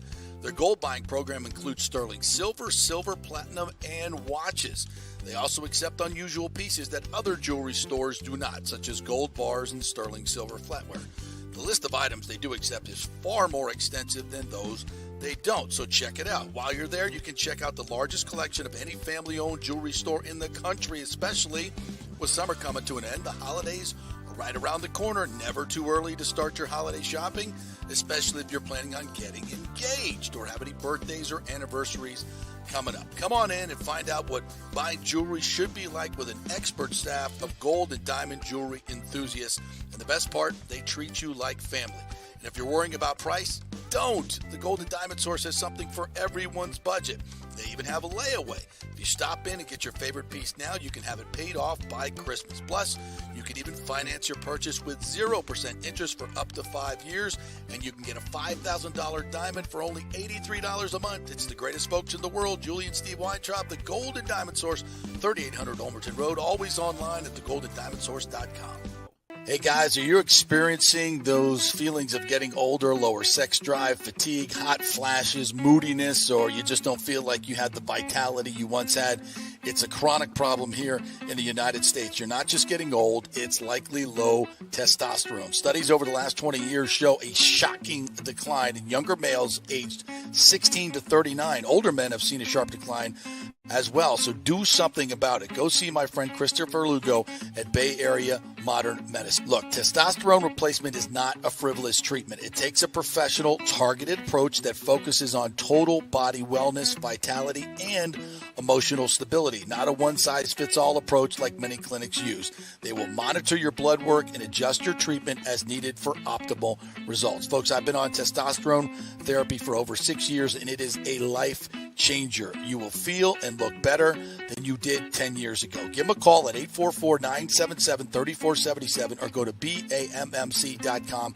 Tell them JP sent you for priority scheduling. That's 844-977-3477 or BAMMC.com. JP here for the Jeeves Law Group, Jeeves. Call for a free case evaluation, 888-9-JEEVES. That's 888-9-JEEVES. We're local, we're trusted.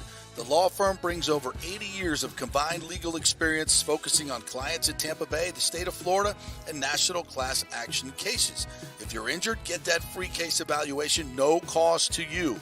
The Jeeves Law Group's focus is on auto, truck, and motorcycle accidents, as well as class action and consumer protection law. Scott Jeeves is a board-certified civil trial lawyer and a certified circuit court mediator practicing in the Tampa Bay area for over 30 years. You hear him on the show all the time. Great guy, big Gator fan, and great for the community. The Jeeves Law Group is a highly skilled team with years of experience that will apply their skills, expertise, and knowledge to assist individuals who have been in an accident with compensation for damages, lost wages, medical expenses, pain and suffering, and property damage. Get that free case evaluation, 888-9-JEEVES. That's 888-9-JEEVES. Coming back at you. Now, more with JP on FanStream Sports. It's only just begun.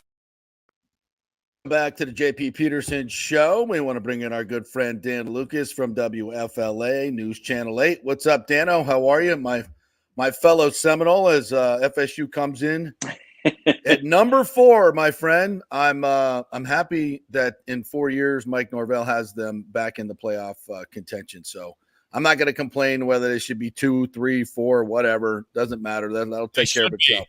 They should be. What do you think? I think they're right where they should be. I mean, first of all, they've not only have they won all their games this season, they've covered the spread in those games. Even the Clemson game, which you watch the people who are anti-FSU, which is a lot of folks in the Clemson area. Yeah, I read some of the stuff on some of the other radio shows I follow, and they're, well, Clemson, FSU didn't deserve to win that game, blah, blah, blah. And I'm like, if that kid kicks the field goal, if the stockbroker or whatever he is kicks that field goal, there's a minute and 50 on the clock. It wasn't a walk-off field goal. Exactly. Thank you. So FSU's favored by 2.5. They win by 7. So, right. So I don't really know what the complaint is. They won in a hostile environment on the road. That's what great teams have to do. And it's early in the season. Do you think FSU is on all cylinders early in the season?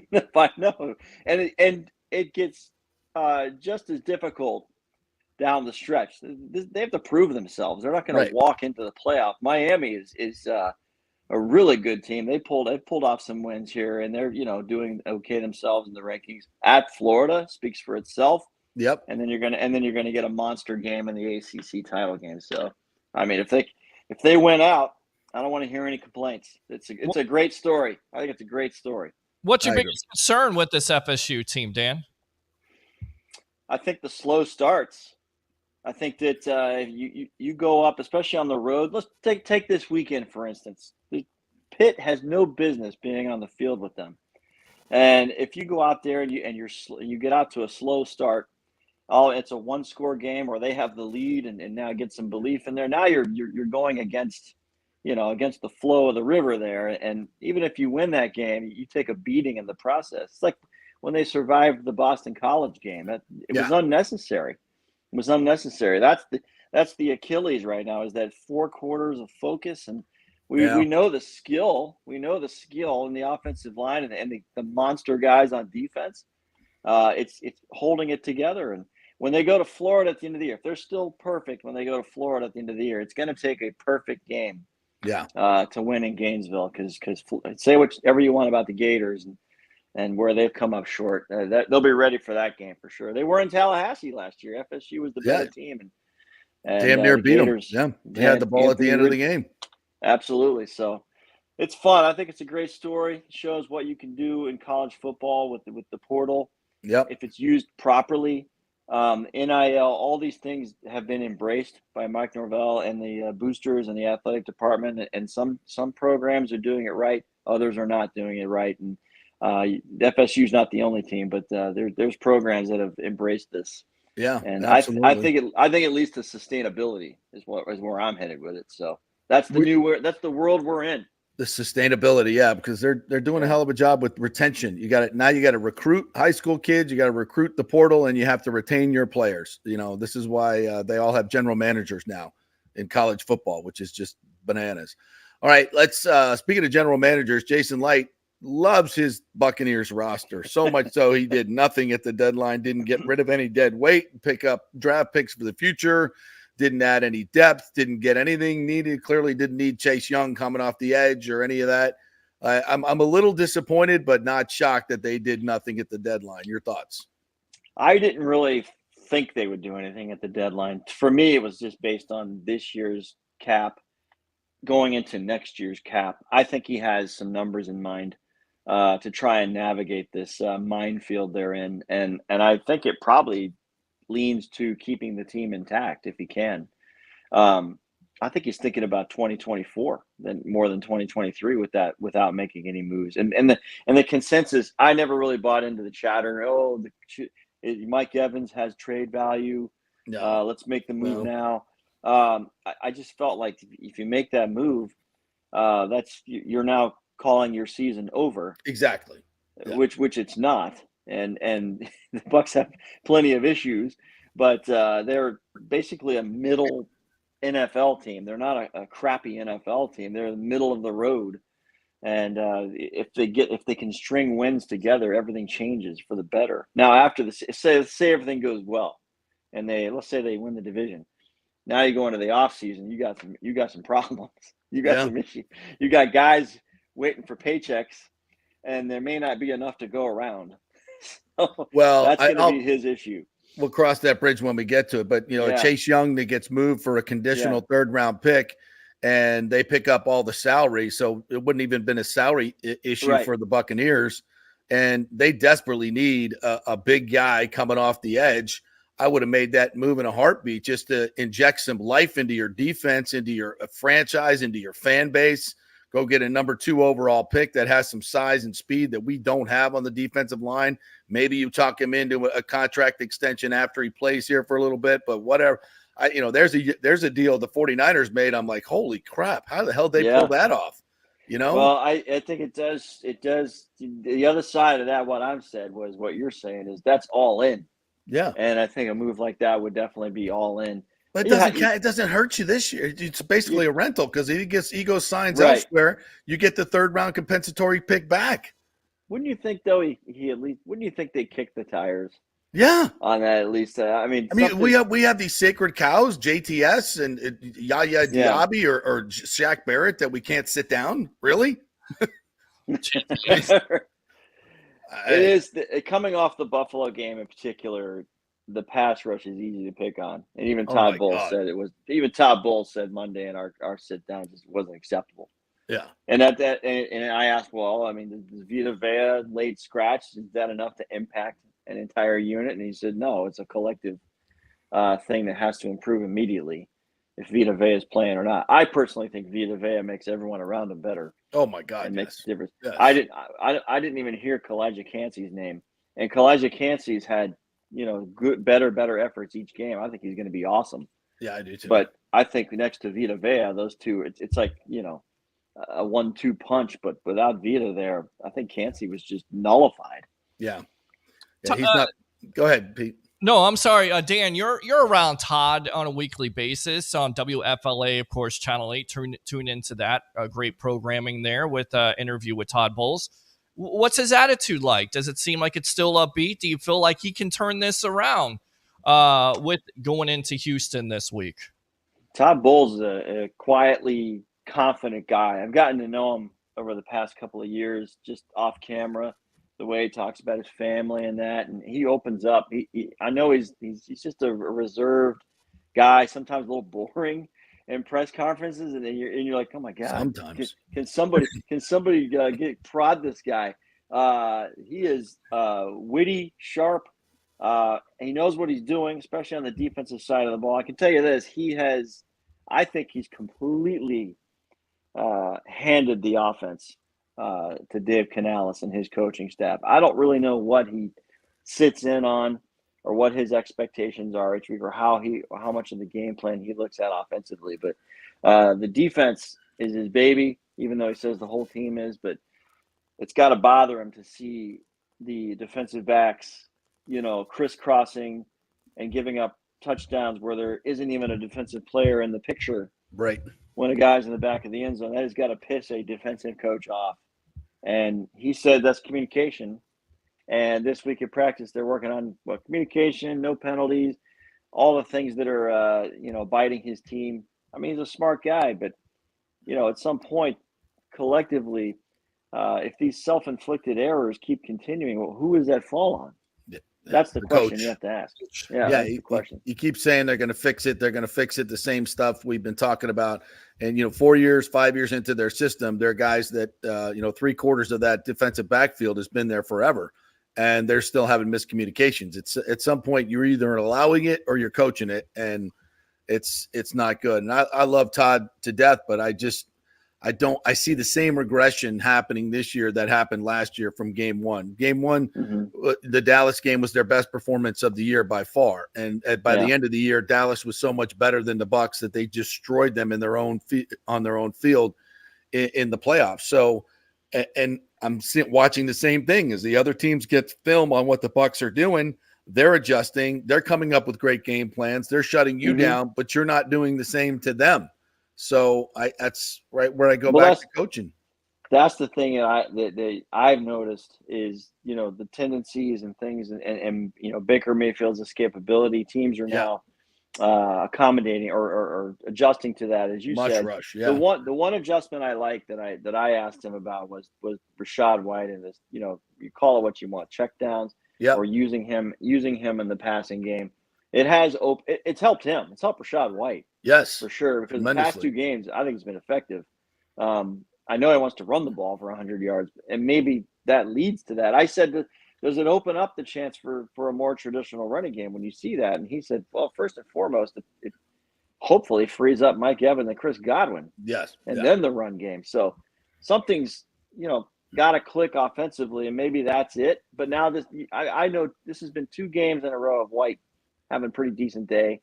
And now the Houston Texans have 2 games of film on that, so they're going to have to adjust to that as well. So that's what good coaches do. And like you said, it's November 1st. I think now we start to count down a little bit to December and who's really for real. It's time to not say we're getting better. It's time to start rolling. And I don't know. We got to see it. They should win this game. It's a must win. Yeah, they have to win this game. Yeah, and the schedule has some tough stops for sure, but there's a chance to stack some wins. Yeah, there's a chance to stack some wins. What was the over under? Vegas said 6.5. Yeah, I got the over. All right, so you got to get 4 wins to get the over. Let's just for that argument, I see 4 wins on the schedule. Well, you got 2 against Carolina. Right, 2 against Carolina. You win probably the Saints game. Maybe you get revenge on the Falcons. But you better win this game. Well, yeah. So when you get to 7, if you can get to 8, that might win the stupid division again, like it did last year. So it's not over. Season's not over, but it's definitely you gotta show us something. Yeah, show it. Don't be holding down the field on a big pass play. They run these plays at practice with officials. Yeah. And the eye in the sky. Those plays hit in practice. Why are you holding in a game? I don't understand. Those are discipline things. You got to be drilled in. All right, let's transfer over to our Bolts. And what are you seeing early on from this team? They head out on a 4-game roadie tomorrow night. They're at Columbus, and they got Ottawa, Toronto, and Montreal. But what have you learned so far from this team besides that their backup goalie is pretty damn good? JJ is really good. Yeah. But last night, against the Kraken Monday, he was put into the position he was in earlier, and that's you're a sitting duck. That happened to Vazzy a lot last season, where the turnovers, the mistakes, and that are leading to odd mans.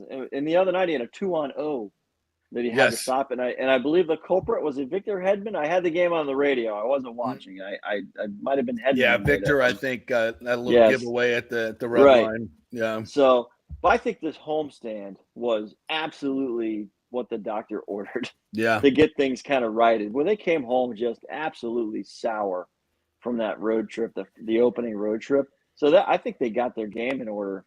I don't understand the 3-on-3 overtime issue they're having, and I don't can't get the puck. They can't get the puck. I don't know how you correct that unless you just keep doing it and eventually correct it. Yeah, like you said, but Kucherov, Point, and Hedman in open ice should be an absolute winner every single time. But you can't win the freaking opening faceoff. And like this one, they put Glendening out there to win the faceoff. He doesn't. They don't. And then for the first minute 26, you don't have the puck. And then you get it back. You hit the post, and then you get a hooking penalty, and you're done. You're 4-on-3, and you're done. Right. So exactly. And that comes in a game. That comes in a game where they didn't play well. Right. So you fight to get to a point.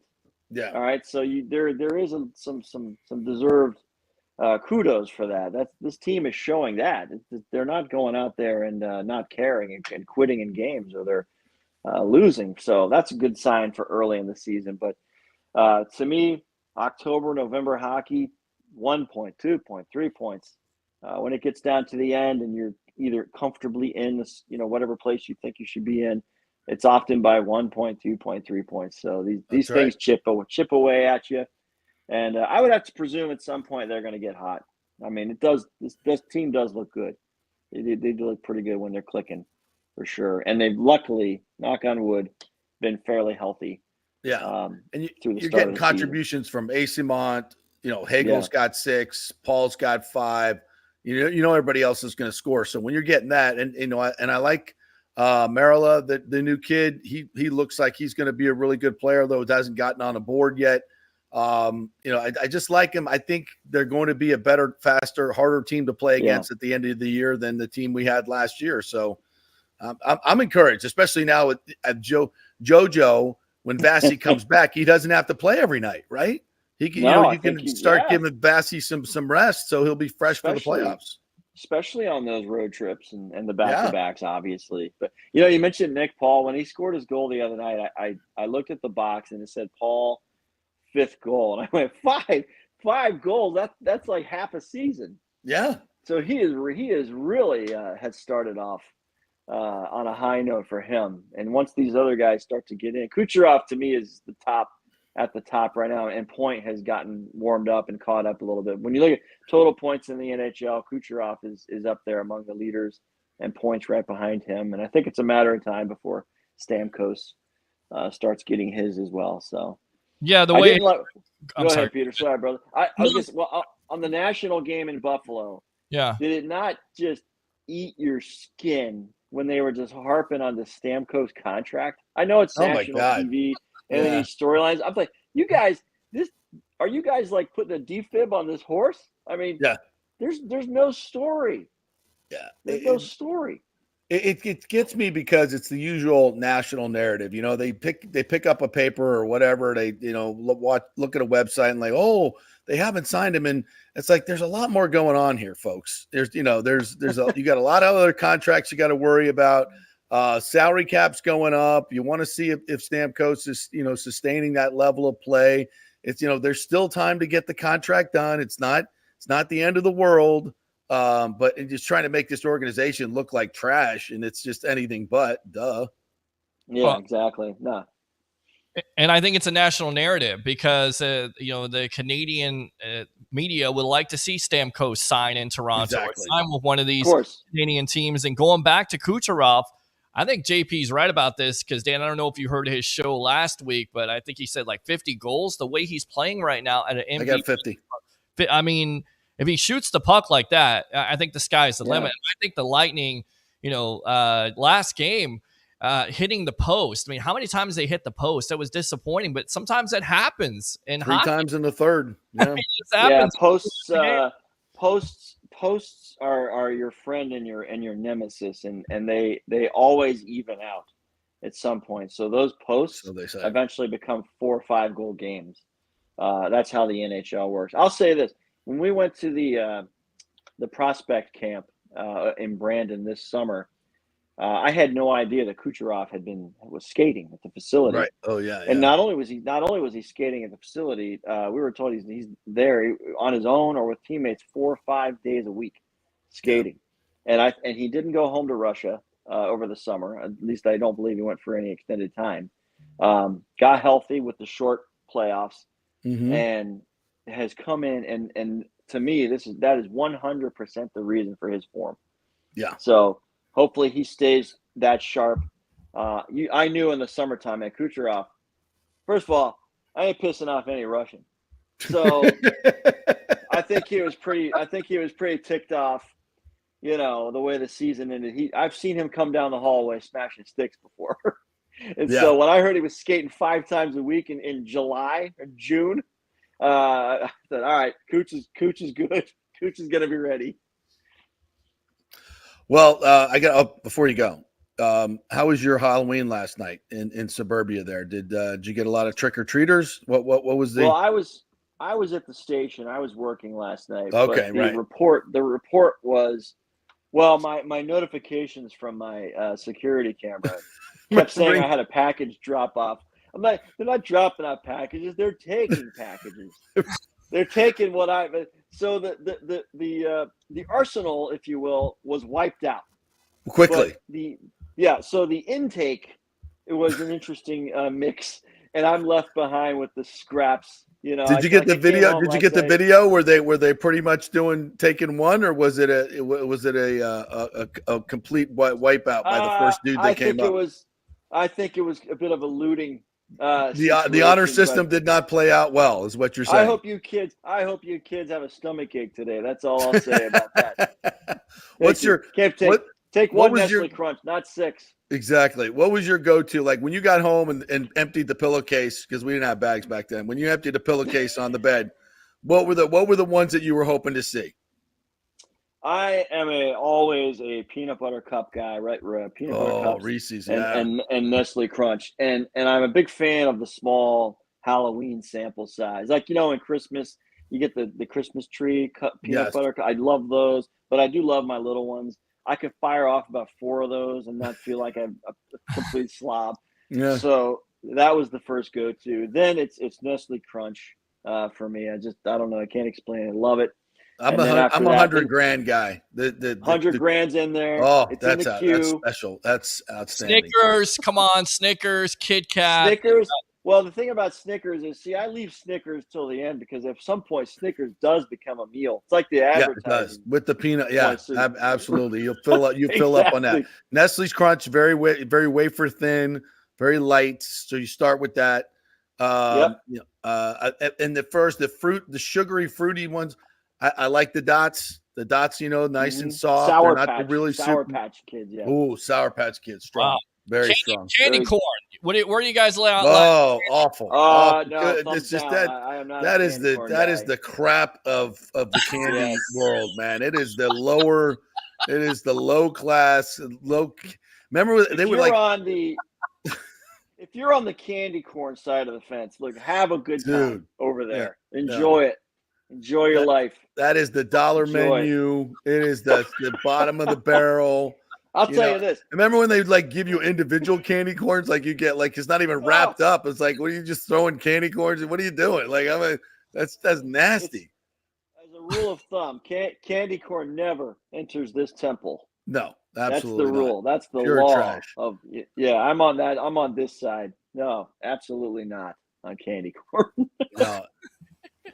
All right, Luke, good stuff. What's coming up on News Channel 8? You can promote all your great content right here. Well, the great content is how is practice going to look today? We're looking for the guy, the names, Tristan Wirfs, yes. Vita Vea, Logan Hall, Baker Mayfield, is he wearing the brace on his left knee or not? So you want to make sure everybody's doing okay. They had the extended time off, so I think some guys are going to be better than we realized. Okay. Good. I hope for me the biggest concern.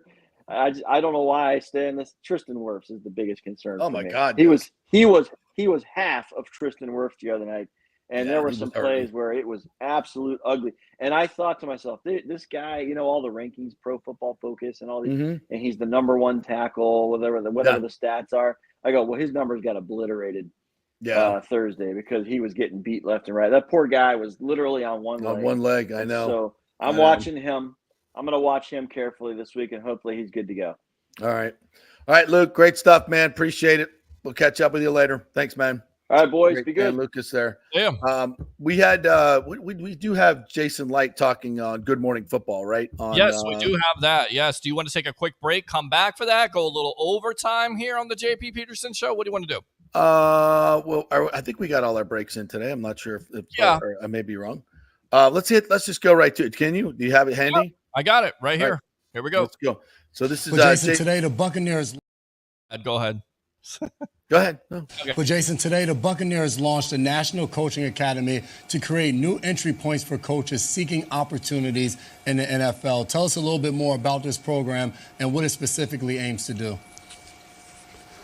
Well, what's really cool about this program is, we are going to cast a really wide net around the country. We could extend beyond the borders to give, underrepresented coaches, men and women around the world, an opportunity to become a coach. And, it's much like when we go into the draft looking for the best player. If you focused only on the Power Five, you'd still get great players, but you would overlook, some great players like Ali Marpet and Ryan Jensen, who've all come from smaller schools. So this gives us an opportunity to see, give us a diverse pool, give us the best opportunity to give people some life-changing experiences and life-changing opportunities.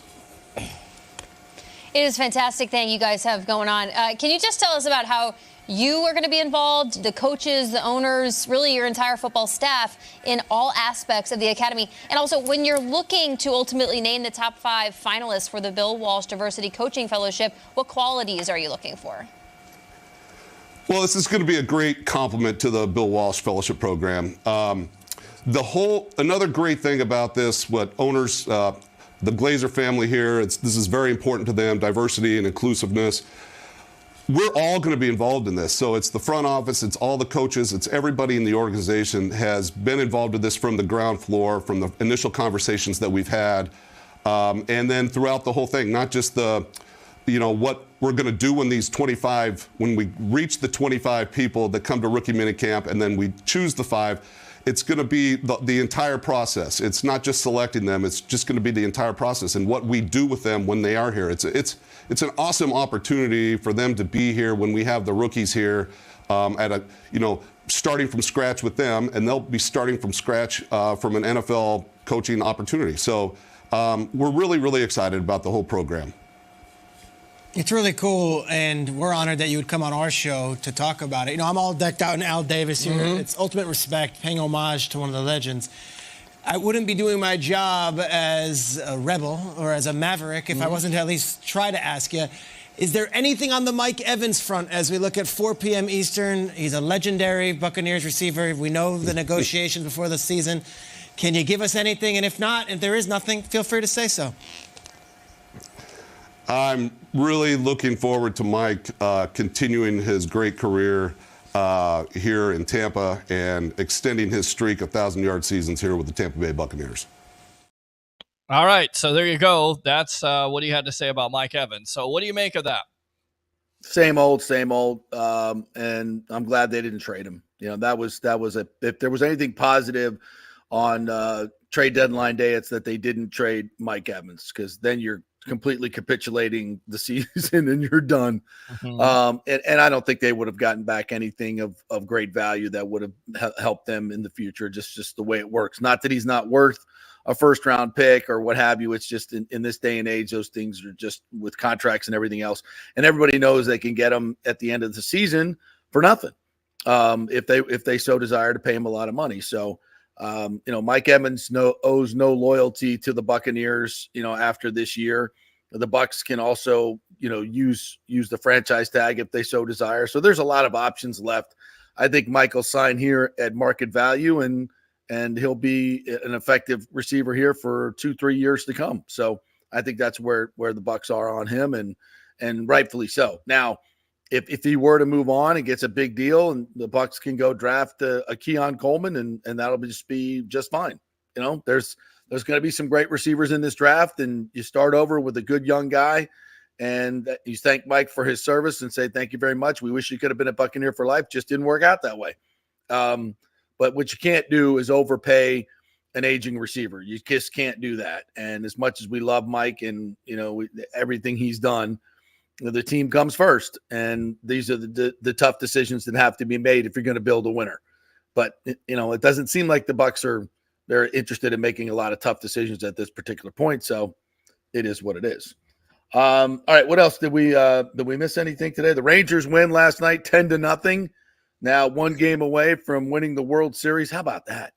Yeah. That team just very mediocre in the regular season. Not mediocre. They went through a bad stretch at the end, but they get in and, they're big boys. Corey Seager, another 2-run home run last night, Yeah, spending money. That's what money comes down to. And then on top of it, being clutch in clutch situations, you lose 2 of your best players. It really doesn't matter. And then on top of it goes back to the great TJ Reeves, right? I mean, kind of put it out there. The Rangers beat the Rays. At that point, they were going to get to the World Series, and this team has had momentum. They had the best pitching, and they had clutch hitting at the end of it. And, you feel bad for Evan Longoria because he's with Arizona. Yeah. Once again, being in the World Series, but you're not going to be able to do nothing right now against them. And, then on top of it, you have to be somewhat happy for them, I guess. But it's been the lowest rated World Series. So I know Major League Baseball doesn't necessarily like this matchup. The lowest rated World Series game. Of course, nobody cares. Yeah. And game 1 was amazing. Yeah. So, yeah, I think people are, just in general, they're getting tired of professional sports and professional athletes. There's just too much money, too much me, and I think you're going to see a continued a waning of ratings and attendance in a lot of these professional sports because, hell, people can't afford it for the most part anyway. That's the other part of it. It's true. And then that statistic all the way goes back to 2020, the first 4 games of that World Series, which included the Dodgers and the Rays, was one of the least rated watched World Series. And then also goes back to 2008, which is the Philadelphia Phillies game 3 of that. How about that? Nobody wants to watch the Rays. Wow. Shocking development. All right. Our thanks to all our guests today. Dan Lucas, who joined us today, Leo Haggerty, who joined us today, and Scott Reynolds. If you missed anything, you can catch up at Apple, Spotify. Go ahead and download our new app, FanStream Sports, and get the new link on our new Apple as well, and catch all the action. We bank those shows each and every day, fanstreamsports.com. You can go there as well. And please subscribe to our YouTube page, and you can watch it everywhere, every day on there as well. All right, we'll be at the patio Friday night. Peter and I will be, so we will see you then. And tomorrow we will be back in, as usual, 10 to noon. We'll see you then.